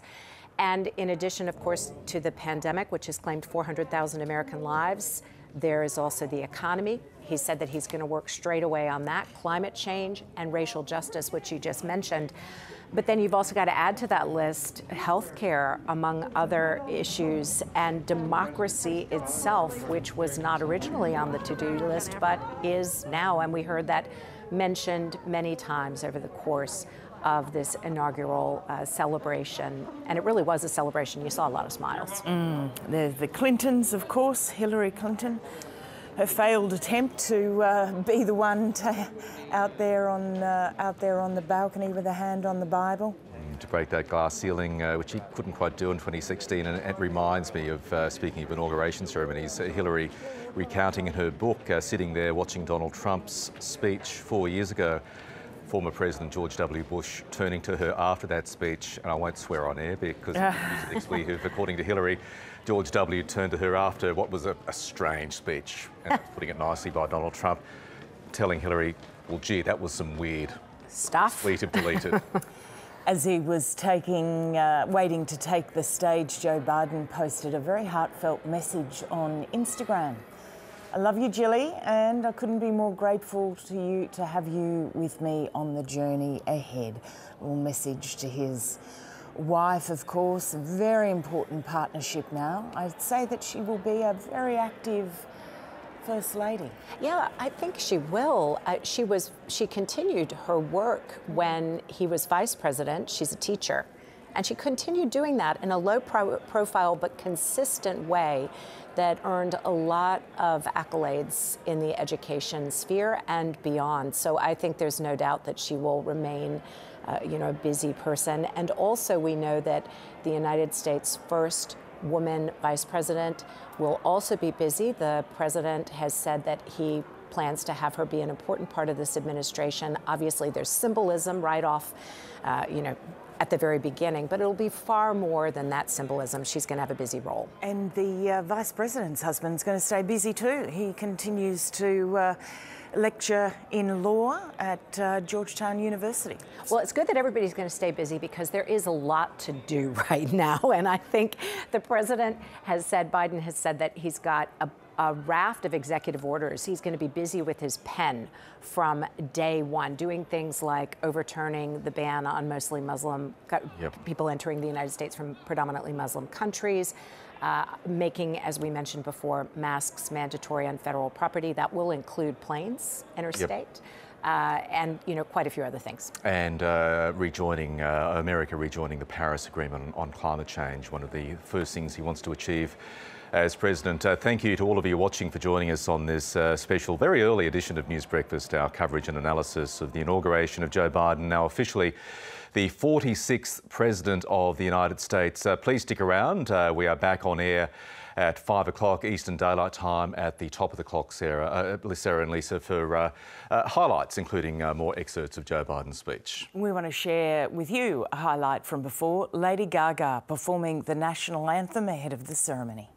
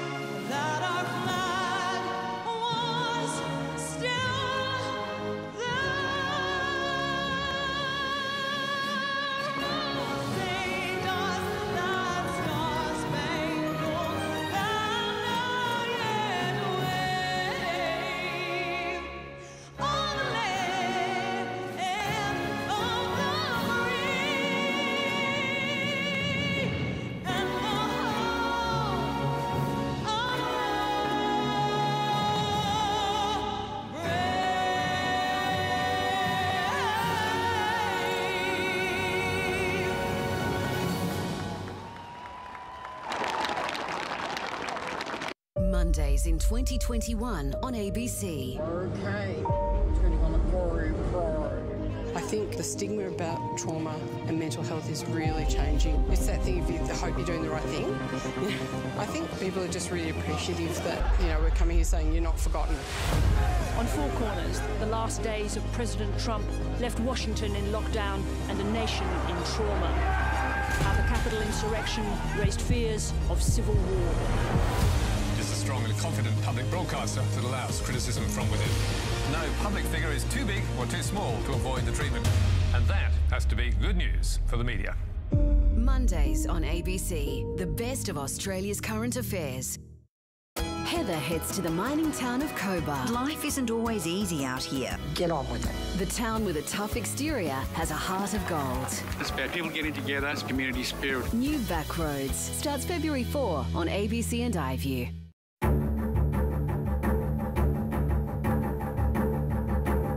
The balance of democracy is in our hands.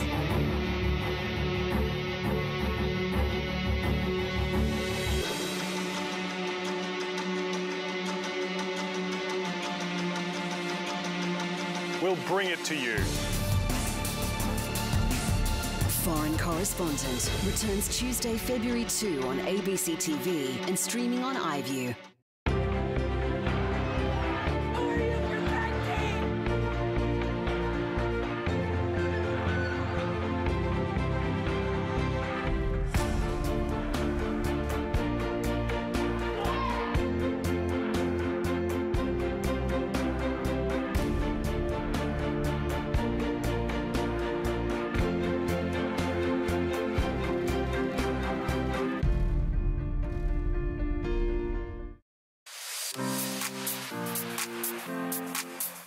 Bye.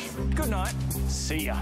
Let's face it, nobody saw 2020 coming. It took a big turn. Corona. In a very bad situation. We're fighters. Just never give up.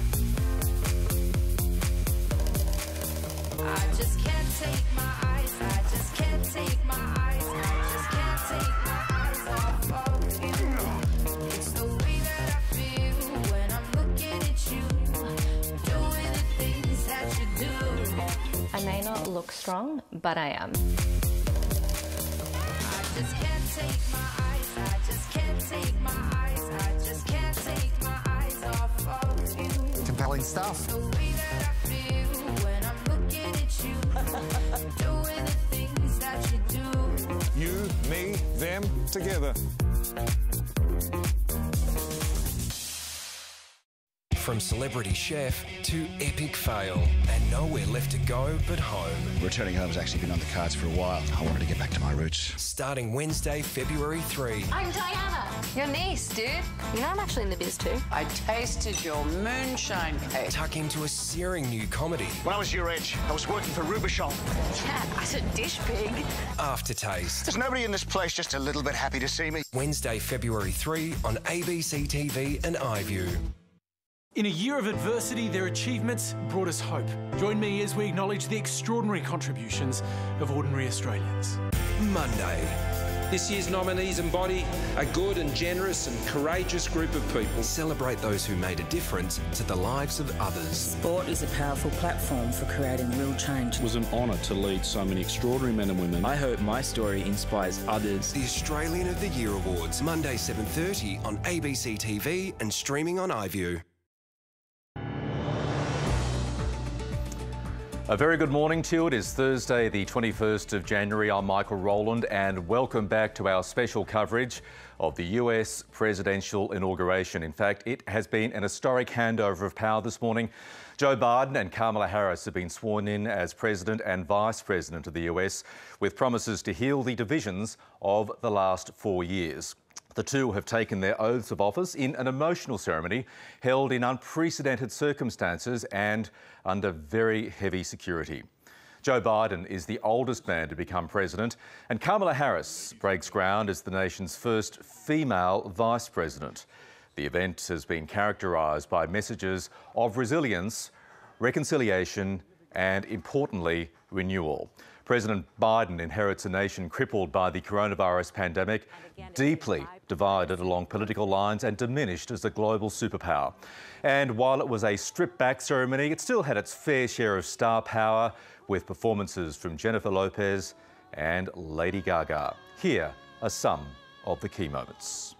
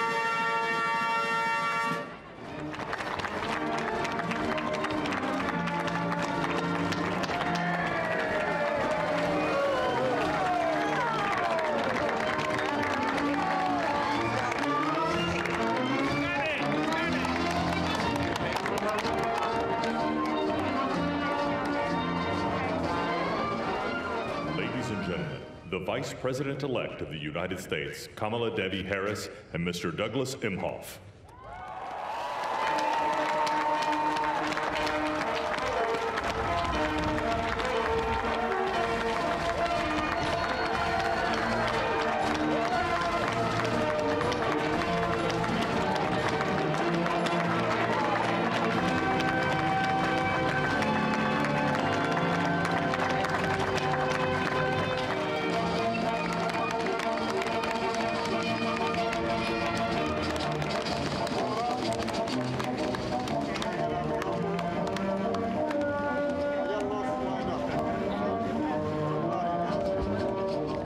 Ladies and gentlemen, the President-elect of the United States, Joseph Robinette Biden Jr., and Dr. Jill Biden.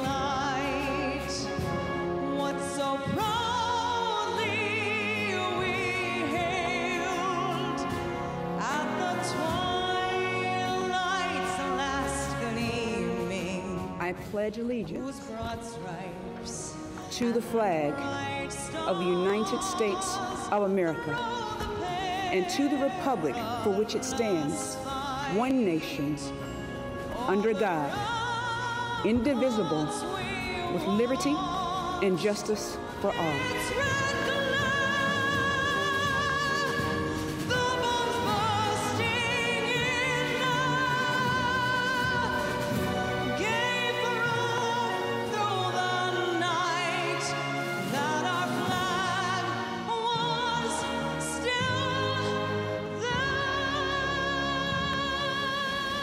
I, Kamala Devi Harris, do solemnly swear.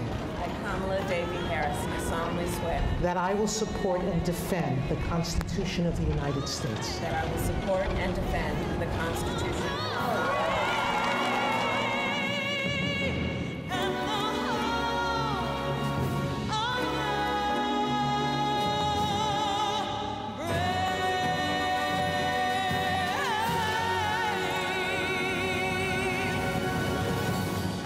I, Joseph Robinette Biden Jr., do solemnly swear. I, Joseph Robinette Biden Jr., do solemnly swear. That I will faithfully execute. That I will faithfully execute. The office of President of the United States. Office of President of the United States. And will, to the best of my ability. Will, to the best of my ability. Preserve, protect, and defend. Preserve, protect, and defend. The Constitution of the United States. The Constitution of the United States. So help you God. So help me God. Congratulations, Mr. President. This land is your land. This land is my land. From California to the New York Islands. From the Redwood Forest to the Gulf Stream water. This is America's day. This is democracy's day. A day of history and hope, of renewal and resolve. Through a crucible for the ages, America has been tested anew, and America has risen to the challenge. Today, we celebrate the triumph not of a candidate, but of a cause, the cause of democracy. The people, the will of the people, has been heard, and the will of the people has been heeded. We've learned again that democracy is precious, democracy is fragile, and at this hour, my friends, democracy has prevailed. So now, on this hallowed ground where just a few days ago, violence sought to shake the Capitol's very foundation, we come together as one nation, under God, indivisible, to carry out the peaceful transfer of power as we have for more than 2 centuries. As we look ahead in our uniquely American way, restless, bold, optimistic, and set our sights on the nation we know we can be and we must be. I've just taken the sacred oath each of those patriots have taken, the oath first sworn by George Washington. But the American story depends not on any one of us, not on some of us, but on all of us, on we, the people, who seek a more perfect union. This is a great nation. We are good people. And over the centuries, through storm and strife, in peace and in war, we've come so far, but we still have far to go. We'll press forward with speed and urgency, for we have much to do in this winter of peril and significant possibilities. Much to repair, much to restore, much to heal, much to build, and much to gain. Few people in our nation's history have been more challenged or found a time more challenging or difficult than the time we're in now. Once-in-a-century virus that silently stalks the country has taken as many lives in 1 year as America lost in all of World War II. Millions of jobs have been lost. Hundreds of thousands of businesses closed. A cry for racial justice, some 400 years in the making, moves us. The dream of justice for all will be deferred no longer. A cry for survival comes from the planet itself, a cry that can't be any more desperate or any more clear. And now, a rise of political extremism, white supremacy, domestic terrorism that we must confront and we will defeat. To overcome these challenges, to restore the soul and secure the future of America, requires so much more than words. It requires the most elusive of all things in a democracy: unity. Unity. In another January, on New Year's Day in 1863, Abraham Lincoln signed the Emancipation Proclamation. When he put pen to paper, the president said, and I quote, "If my name ever goes down into history, it'll be for this act, and my whole soul is in it." My whole soul is in it. Today, on this January day, my whole soul is in this, bringing America together, uniting our people, uniting our nation. And I ask every American to join me in this cause.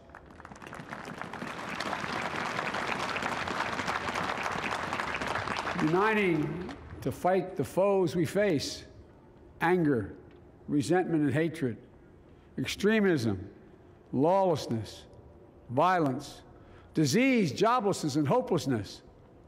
With unity, we can do great things, important things. We can right wrongs. We can put people to work in good jobs. We can teach our children in safe schools. We can overcome the deadly virus. We can reward work and rebuild the middle class and make health care secure for all. We can deliver racial justice, and we can make America once again the leading force for good in the world. I know speaking of unity can sound to some like a foolish fantasy these days. I know the forces that divide us are deep and they are real. But I also know they are not new. Our history has been a constant struggle between the American ideal that we're all are created equal and the harsh, ugly reality that racism, nativism, fear, demonization have long torn us apart. The battle is perennial, and victory is never assured. Through Civil War, the Great Depression, World War, 9/11, through struggle, sacrifice, and setbacks, our better angels have always prevailed. In each of these moments, enough of us have come together to carry all of us forward. And we can do that now. History, faith, and reason show the way of unity. We can see each other not as adversaries, but as neighbors. We can treat each other with dignity and respect. We can join forces, stop the shouting, and lower the temperature. For without unity, there is no peace, only bitterness and fury. No progress, only exhausting outrage. No nation, only a state of chaos. This is our historic moment of crisis and challenge, and unity is the path forward. And we must meet this moment as the United States of America. If we do that, I guarantee you we will not fail. We have never, ever, ever, ever failed in America when we've acted together. And so today, at this time, in this place, let's start afresh, all of us. Let's begin to listen to one another again, hear one another, see one another, show respect to one another. Politics doesn't have to be a raging fire, destroying everything in its path.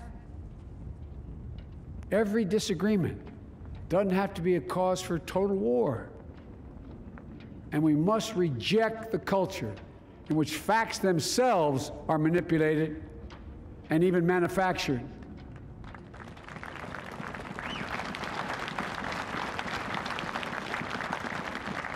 My fellow Americans, we have to be different than this.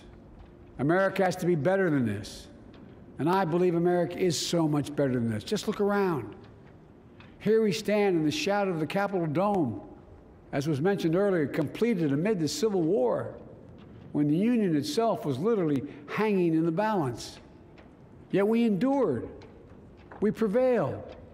Here we stand, looking out on the great mall where Dr. King spoke of his dream. Here we stand where 108 years ago, at another inaugural, thousands of protesters tried to block brave women marching for the right to vote.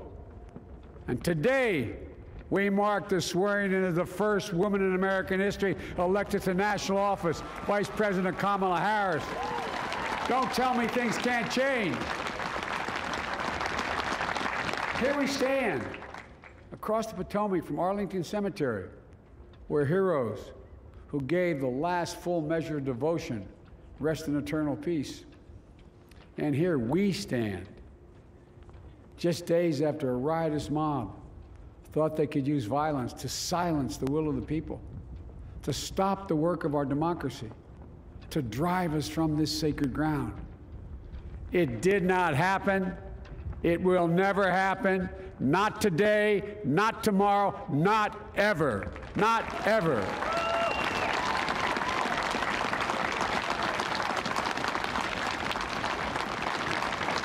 To all those who supported our campaign, I'm humbled by the faith you've placed in us. To all those who did not support us, let me say this. Hear me out as we move forward. Take a measure of me and my heart. And if you still disagree, so be it. That's democracy. That's America. The right to dissent peaceably within the guardrails of our republic is perhaps this nation's greatest strength. Yet hear me clearly.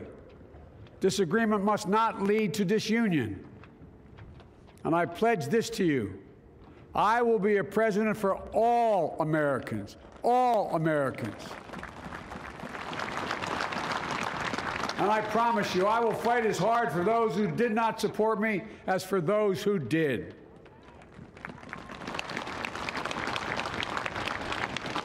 Recent weeks and months have taught us a painful lesson.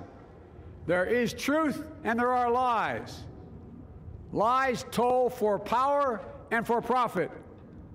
And each of us has a duty and a responsibility as citizens, as Americans, and especially as leaders.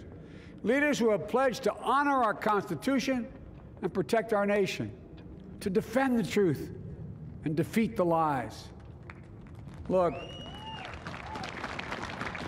we must end this uncivil war that pits red against blue, rural versus urban, conservative versus liberal. We can do this if we open our souls instead of hardening our hearts, if we show a little tolerance and humility, and if we're willing to stand in the other person's shoes, as my mom would say, just for a moment, stand in their shoes. Because here's the thing about life. There's no accounting for what fate will deal you. Some days, when you need a hand. There are other days when we're called to lend a hand. That's how it has to be. That's what we do for one another. And if we are this way, our country will be stronger, more prosperous, more ready for the future. And we can still disagree. My fellow Americans, in the work ahead of us, we're going to need each other. We need all our strength to persevere through this dark winter. We're entering what may be the toughest and deadliest period of the virus. We must set aside politics and finally face this pandemic as one nation. One nation. And I promise you this, as the Bible says, weeping may endure for a night, but joy cometh in the morning. We will get through this together. Together. It's time for boldness, for there's so much to do. And this is certain. I promise you, we will be judged, you and I, by how we resolve these cascading crises of our era. We will rise to the occasion is the question. Will we master this rare and difficult hour? Will we meet our obligations and pass along a new and better world to our children? I believe we must. I'm sure you do as well. I believe we will. And when we do, we'll write the next great chapter in the history of the United States of America, the American story. A story that might sound something like a song that means a lot to me. It's called American Anthem.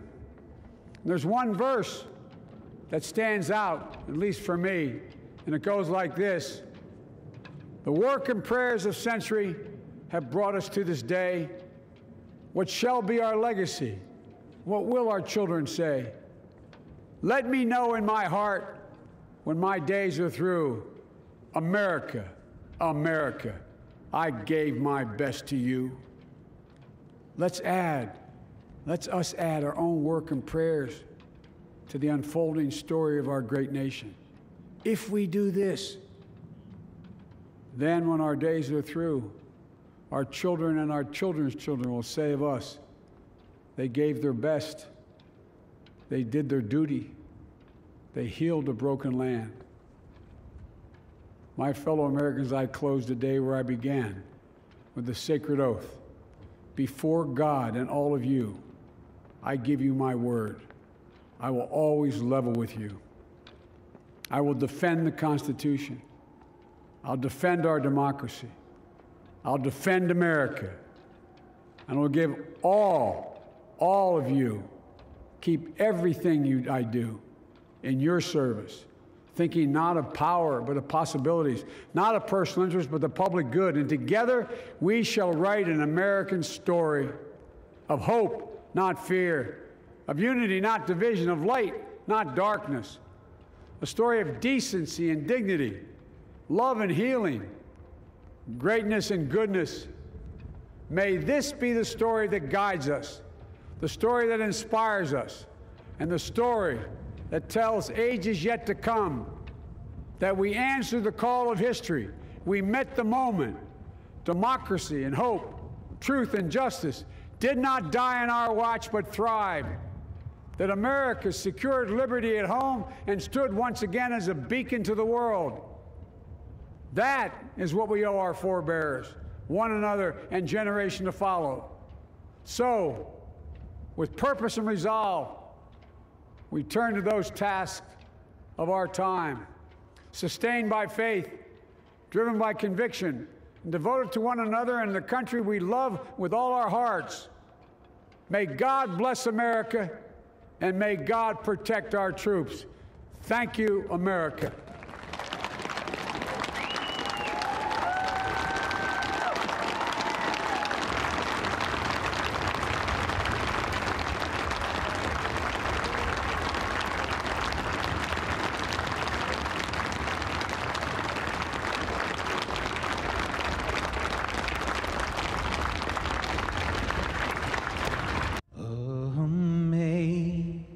Amazing grace, how sweet the sound that saved a wretch like me.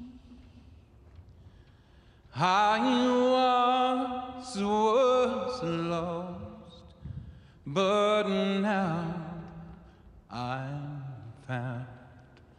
Was blind, but now I see. We are striving to forge our union with purpose, to compose a country committed to all cultures, colors, characters, and conditions of man. And so we lift our gazes not to what stands between us, but what stands before us. We close the divide because we know to put our future first, we must first put our differences aside. We lay down our arms so we can reach out our arms to one another. We seek harm to none and harmony for all. Let the globe, if nothing else, say this is true. That even as we grieved, we grew. That even as we hurt, we hoped. That even as we tired, we tried. That we'll forever be tied together, victorious. Not because we will never again know defeat, but because we will never again sow division. Being American is more than a pride we inherit. It's the past we step into and how we repair it. We've seen a force that would shatter our nation rather than share it, would destroy our country if it meant delaying democracy. And this effort very nearly succeeded. But while democracy can be periodically delayed, it can never be permanently defeated.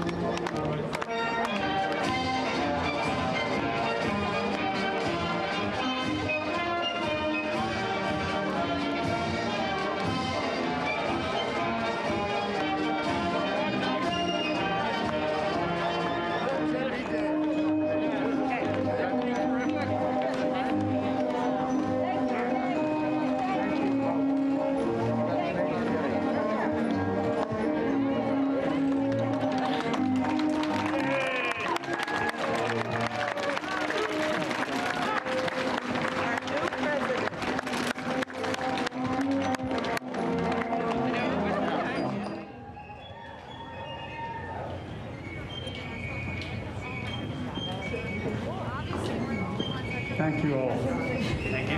Need a lot of work for you. Thank you. Thank you.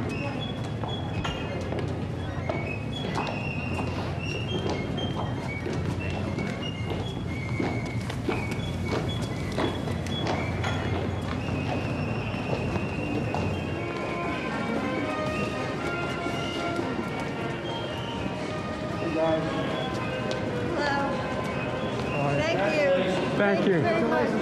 Thank you.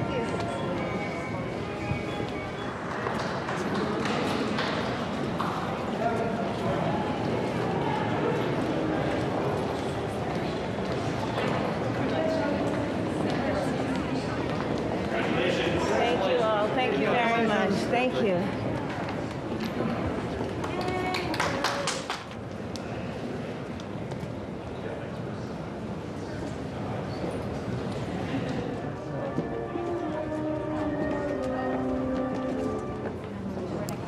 Some of the highlights of the inauguration of Joe Biden. He is now officially America's 46th president. The era of Donald Trump as president is now formally over. Scenes there from outside the US Capitol just about an hour ago, shortly after Joe Biden was sworn in as president. A very good morning to you. It is Thursday, the 21st of January. I'm Michael Rowland, and welcome back to our continuing special coverage of the US presidential inauguration. We'll take you back to the US in just a moment, but first, a news update.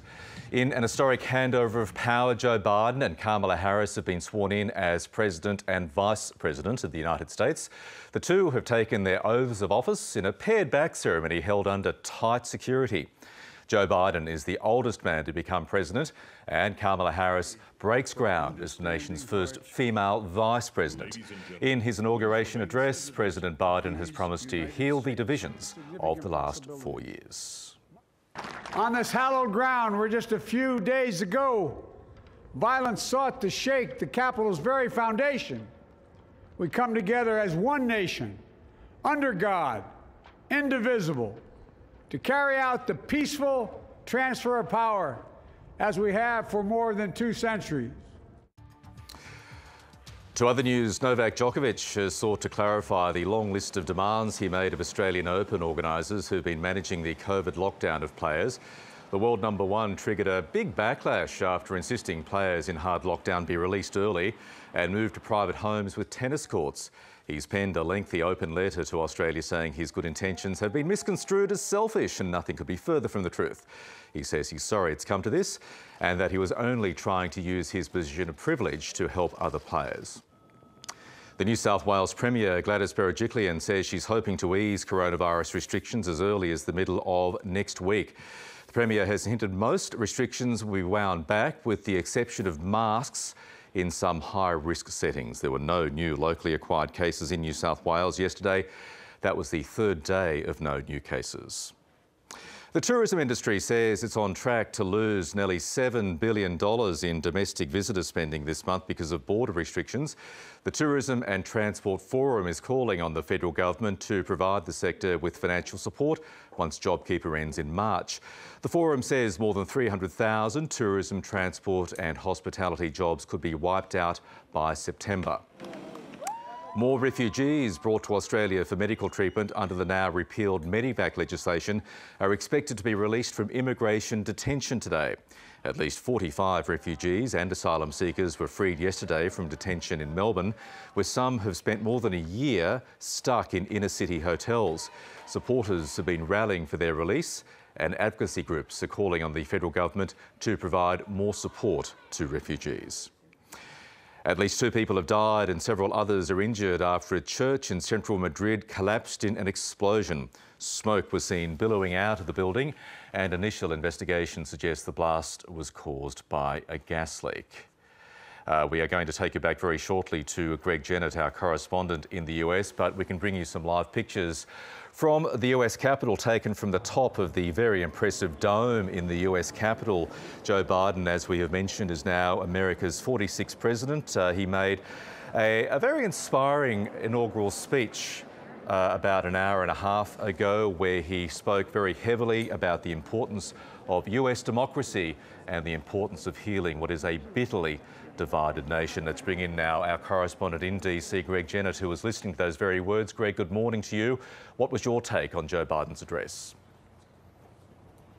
Well, Michael, the president quoted the lyrics of the song American Anthem, and his lyrical, very lyrical speech was in itself an anthem to a wounded nation. Of course, we can't say when or if America might be healed, but in each and every one of those carefully crafted words, you get the Biden roadmap for the project of the next 4 years. There is so much to repair, so much to restore, and so much to be gained, he said, as he straddled that divide between all that's gone wrong and all the possibility that the future holds out ahead. And in that sense, it is a very powerful beginning and some sort of balm, I suspect, to at least that part of the nation that's looking to the White House for a new form of leadership. His training for this moment has been long, and I think upon hearing the words, an initial assessment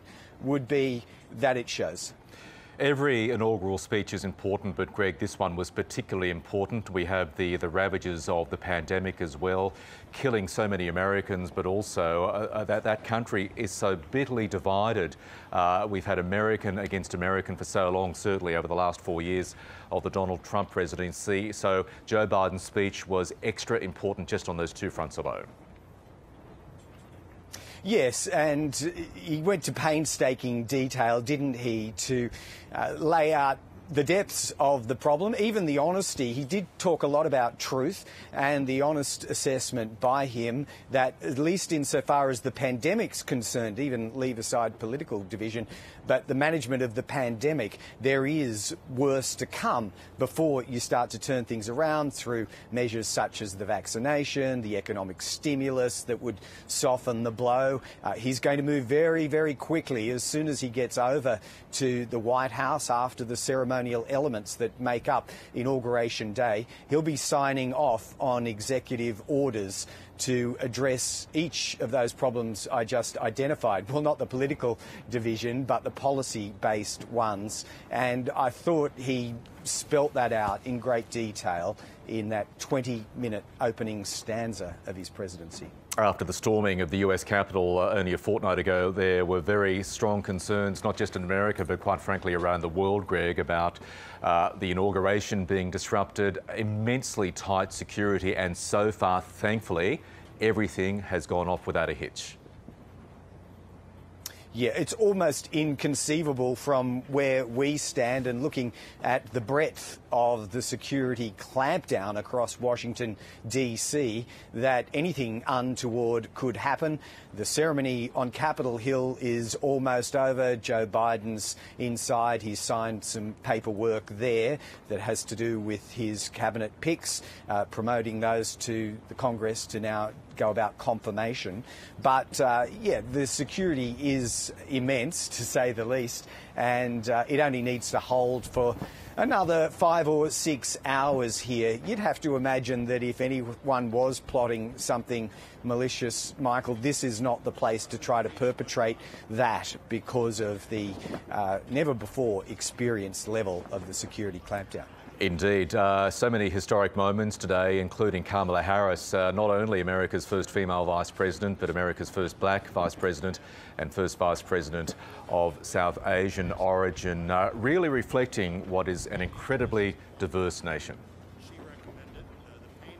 Yes, and Joe Biden's making it his early job of work to promote Kamala Harris at every turn. This is already being seen more as a double act than any recent combination of president and vice. So it is that Kamala Harris was at Joe Biden's shoulder from the moment he arrived in Washington, D.C. last night, our time. They went to the pool of reflection and then, of course, the multiple events that they're going to attend here. He's promoting diversity, to be sure, not only in his running mate, now Vice President Kamala Harris, but also across those cabinet and exterior to cabinet nominees. He's promoted so many firsts. I think the number is around a dozen who are filling posts for the first time in some capacity, whether it be the first openly declared gay secretary or Latino, South Asian, you name it. They're all listed and promoted by Joe Biden, who I think this is part of that project of embracing the nation and reflecting from Washington, D.C., all of what is in modern America. Greg Jennett in Washington will come back to you over the course of this special coverage of the US presidential inauguration. Thank you. We can bring in our American and Oz, Sarah James, who's been here bright and early on the show this morning as well. So many aspects of this ceremony to talk about. We had a great speech by Joe Biden, some magnificent performances from Lady Gaga and Jennifer Lopez, but I think we all agree one of these standouts came from a very young poet. Yes, exactly. Amanda Gorman, who spoke so eloquently. There's a wonderful piece in the New York Times about her poem and the fact that it was really, she was having a hard time writing it, was kind of doing a line a day, and then the insurrectionists stormed the Capitol, and that was all she needed. And there's really quite a dramatic line where she says, we've seen a force that would shatter our nation rather than share it, would destroy our country if it meant delaying democracy. And this effort very nearly succeeded. But while democracy can be periodically delayed, it can never be permanently defeated. And Michael, really to me, an inauguration is it's an orchestral event with soloists. It really has that feeling. And in this case, the director was Amy Klobuchar, the senator from Minnesota, and also Senator Blunt. There she is. She really served as the director. And there were many solo performances, Amanda Gorman's being one that was really quite key. The symphony was a symphony about democracy. And there was a lot of emotion today. It was a diverse cast. You heard a song, Amazing Grace, that was an anthem written by a former slaver turned abolitionist in the 19th century. You heard overtures to President Lincoln's first inaugural address in the terms of calling out those who had attempted to overthrow the United States government, calling out white supremacists. So there were all of these notes, if you will, and also the wearing of masks. All of the people who were part of this pageantry are wearing masks, and that is an important symbol. You can note the social distancing as well. And it's a symbol because President Biden has said the number one thing he's going to do is to work on the pandemic. He began that even before he took the oath of office. And I think we're hearing from Senator Mitch. Yes? Yes, Senator we are indeed. Mitch McConnell right now, Senate Majority Leader, for a few more Yeah, hours. So the congressional side of the inauguration is proceeding apace. Very shortly, in fact, Joe Biden and Kamala Harris will step outside of that building for the pass in review, which is a traditional military part of any inauguration, symbolising the peaceful transfer of power to a new commander-in-chief. Exactly. And, you know, one point that people might be thinking about as well, and it's something you don't want to dwell on, but you do have to mention, is what about the nuclear codes? Yes. So usually what happens, Michael, is it actually takes place, as you would know, at the ceremony itself. There's kind of a, not quite past the parcel, it's a lot more significant, but in this case, it had to be done differently because President Trump did not show up to the inauguration and flew off to Florida. But we're told that that has all happened seamlessly because, again, as you point out, the President of the United States is the commander-in-chief, but people take an oath to the Constitution, not to the person. Sarah, we'll come back to you over the course of this special edition of the show. Thank you so much. To some other news, though, now. And world number one, Novak Djokovic, has addressed the backlash around his so-called demands to Tennis Australia. Elise Kinsella joins us now from Melbourne Park. Elise, good morning. Yes, a fairly lengthy post from Djokovic on Twitter. What did he have to say? Michael, Novak Djokovic, the world number one, had a lot to say in his lengthy Twitter statement. As you said, there has been a lot of backlash against his so-called demands to Tennis Australia. A lot of people would remember that list of demands included suggestions that players who were in a hard lockdown would be rehoused in houses with tennis courts and that players needed access to better food. Now, those suggestions did not go down well with health authorities or the general public. Novak has now responded saying that his email to Tennis Australia boss Craig Tiley has been misconstrued as selfish and ungrateful, that he was really trying to help those other players who are in that hard lockdown. He explained how his email came about. He said he has a good relationship with Craig Tiley. They had been brainstorming ideas. He'd taken feedback from other players and that's where his list of suggestions came from. He said that he understood there was a low chance that they would be taken up, but he was trying to be helpful. He thanked both Tennis Australia and the Australian government for taking a risk and putting on the Australian Open and said that tennis players are not against the idea of quarantining. So there was a lot that Novak Djokovic had to say in that statement. Now, another player who's also spoken is Australian champion Ash Barty. She spoke to the Herald Sun newspaper where she said that the health of Victorians really has to be the number one priority. She was also really keen to talk about the tennis itself, saying after missing all of last year, or nearly all of last year because of the pandemic, she was keen to get back on the court and in good news for fans, said that she's very much ready to start playing again. And Elise, where are we at now with the number of COVID-19 cases among the quarantine tennis camp? Michael, we heard from Victoria's Emergency Services Minister Lisa Neville late yesterday that we're now at 10 people connected to the Australian Open who have had positive cases. We understand that in today's numbers there will be 3 cases associated with the Australian Open, 2 players and a support person. One of those players is believed to be a case of viral shedding, where it's an older case that the person is not still infectious but is still shedding, and the other tennis player and their support person is under investigation. So hopefully we will learn more about that today. OK, Elise Kinsella outside Melbourne Park, thank you so much for the update. Queensland and New South Wales are preparing to ease restrictions as COVID-19 case numbers level out for the latest. Alexia Atwood joins us now from Sydney. Alexia, very good morning to you. So things are tracking pretty well in New South Wales. Morning, Michael. Yes, we've gone 3 consecutive days now with no new cases of community transmission, and our testing rates also doubled effectively in the last reporting period, so that's very good news.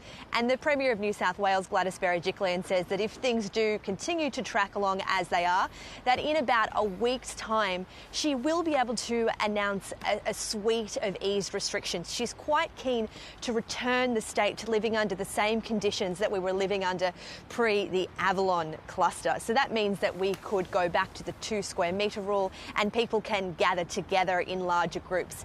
But mask wearing is something that is likely to remain mandatory on public transport.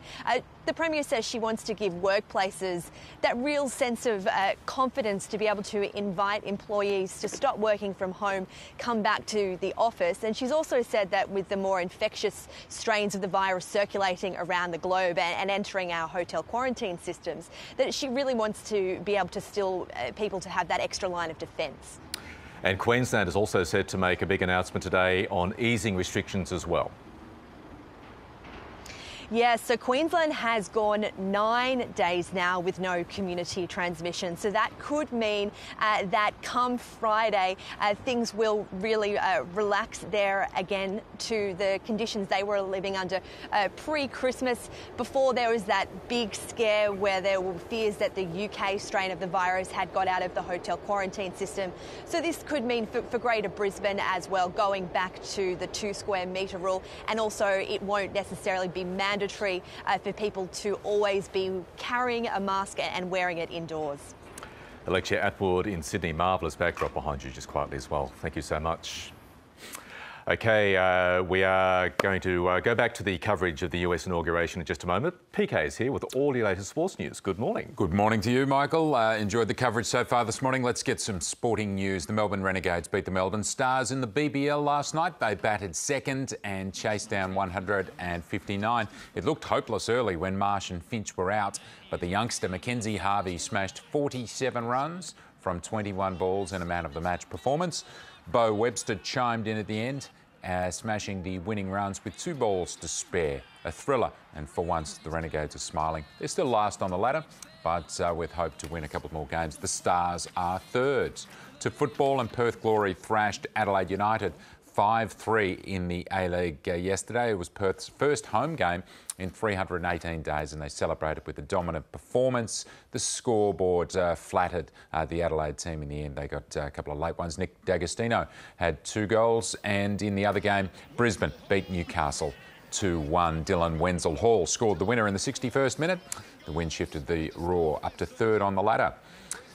And the W League fires back up today. Melbourne City will hope to continue its winning momentum with an away game against Adelaide United. Last year's champ has had a slow start to the season, but beat the victory over the weekend. Adelaide is third on the ladder with 2 wins and 1 loss, and they will hope to take care of Melbourne City with that home field advantage.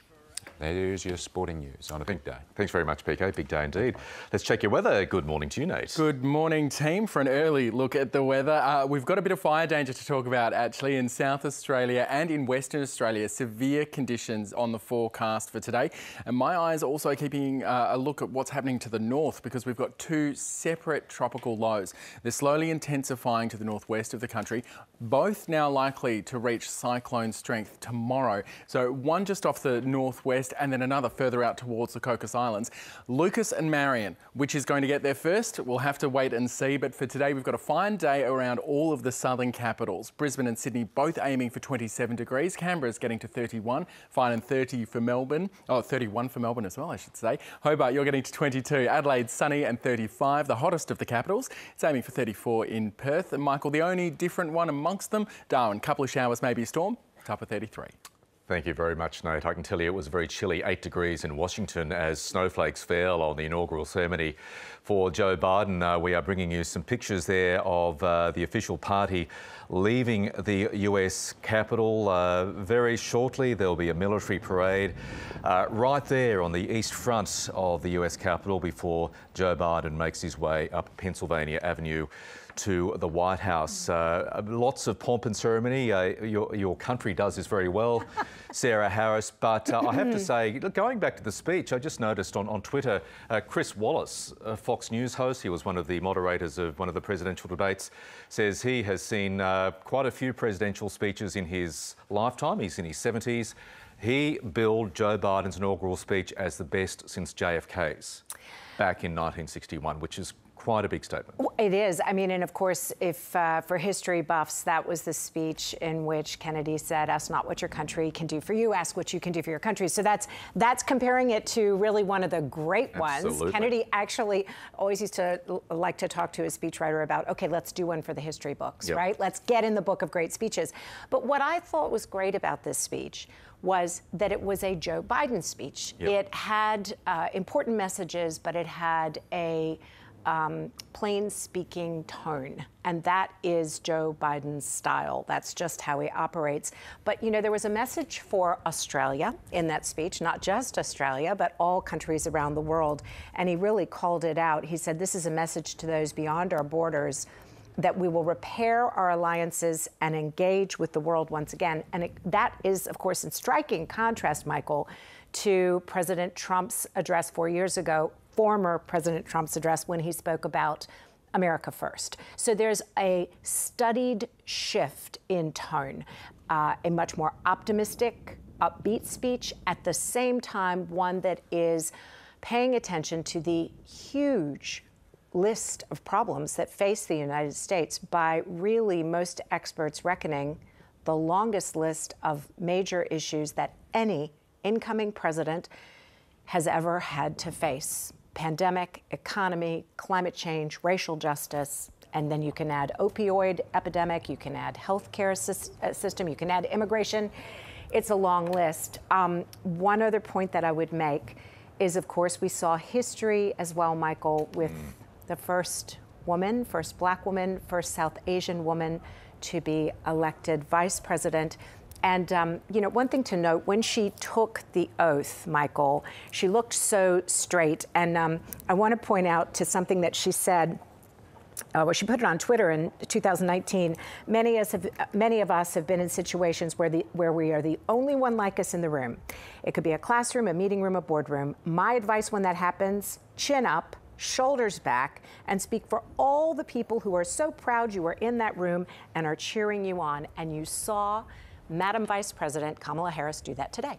Absolutely. We are showing live pictures of, we just saw some of the congressional leaders exit the Capitol building ahead of the military parade. We see some of the military members there. They all parade for Joe Biden and Kamala Harris. It is called a pass-in review. As we've mentioned, this is a key part of every presidential inauguration. It is the military's way of accepting the transfer of power, the peaceful, thankfully, transfer of power, in this case from one Commander-in-Chief, Donald Trump, to another, Joe Biden. It is a cool, crisp day in Washington, D.C., Sarah James. So many highlights of an inauguration ceremony, not just the speech, not just Kamala Harris's appearance, but everything really has gone off without a hitch. It has, and that is not for lack of planning. Yeah. This is something that goes on for a long time. As you know, Michael, the inauguration has a team of people who participate. Senator Blunt, a Republican from Missouri, and Democratic Senator Amy Klobuchar of Minnesota were the lead two people on this. But all of the plans which had taken into account security and which had taken into account the pandemic really shifted dramatically after the events 2 weeks ago, when the former president of the United States gave a speech and then a mob stormed the U.S. Capitol and attempted insurrection. And so what we had was a giant ramp up of security. There are thousands, basically a division's worth of National Guard troops there in Washington, D.C., making sure that everything did go seamlessly. And a couple people just turfed yesterday. Indeed, from the National Guard. So a very strong message to any troublemakers wanting to cause trouble to stay well and truly away. The great fear was, given the great number of National Guard troops and others in Washington, the troublemakers may turn their attention to other US state capitals. Thankfully, at this stage, as we go to air, no sign of any violence across the United States. So nothing has marred this peaceful transfer of power. As we have mentioned, Joe Biden, Kamala Harris about to exit the Capitol. We'll bring you more live coverage as we come back after this very short break. But so many great performances, not just speaking-wise, but singing-wise. We saw Lady Gaga absolutely hit it out of the park with her rendition of the National Anthem. The National Anthem did a great job scaling the north face of that anthem, but also, you know, those kind of high notes, but also what a gown with the dove of peace and, you know, the color. I mean, she knows how to perform, Michael. As does Jennifer Lopez, who also performed at the ceremony. We'll leave you this hour with J-Lo. We're back very shortly.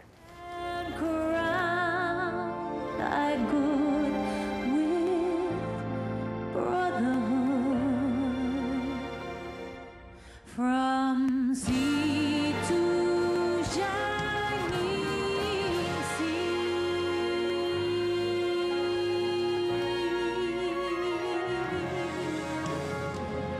una nación bajo Dios, indivisible, con libertad y justicia para todos. Let's get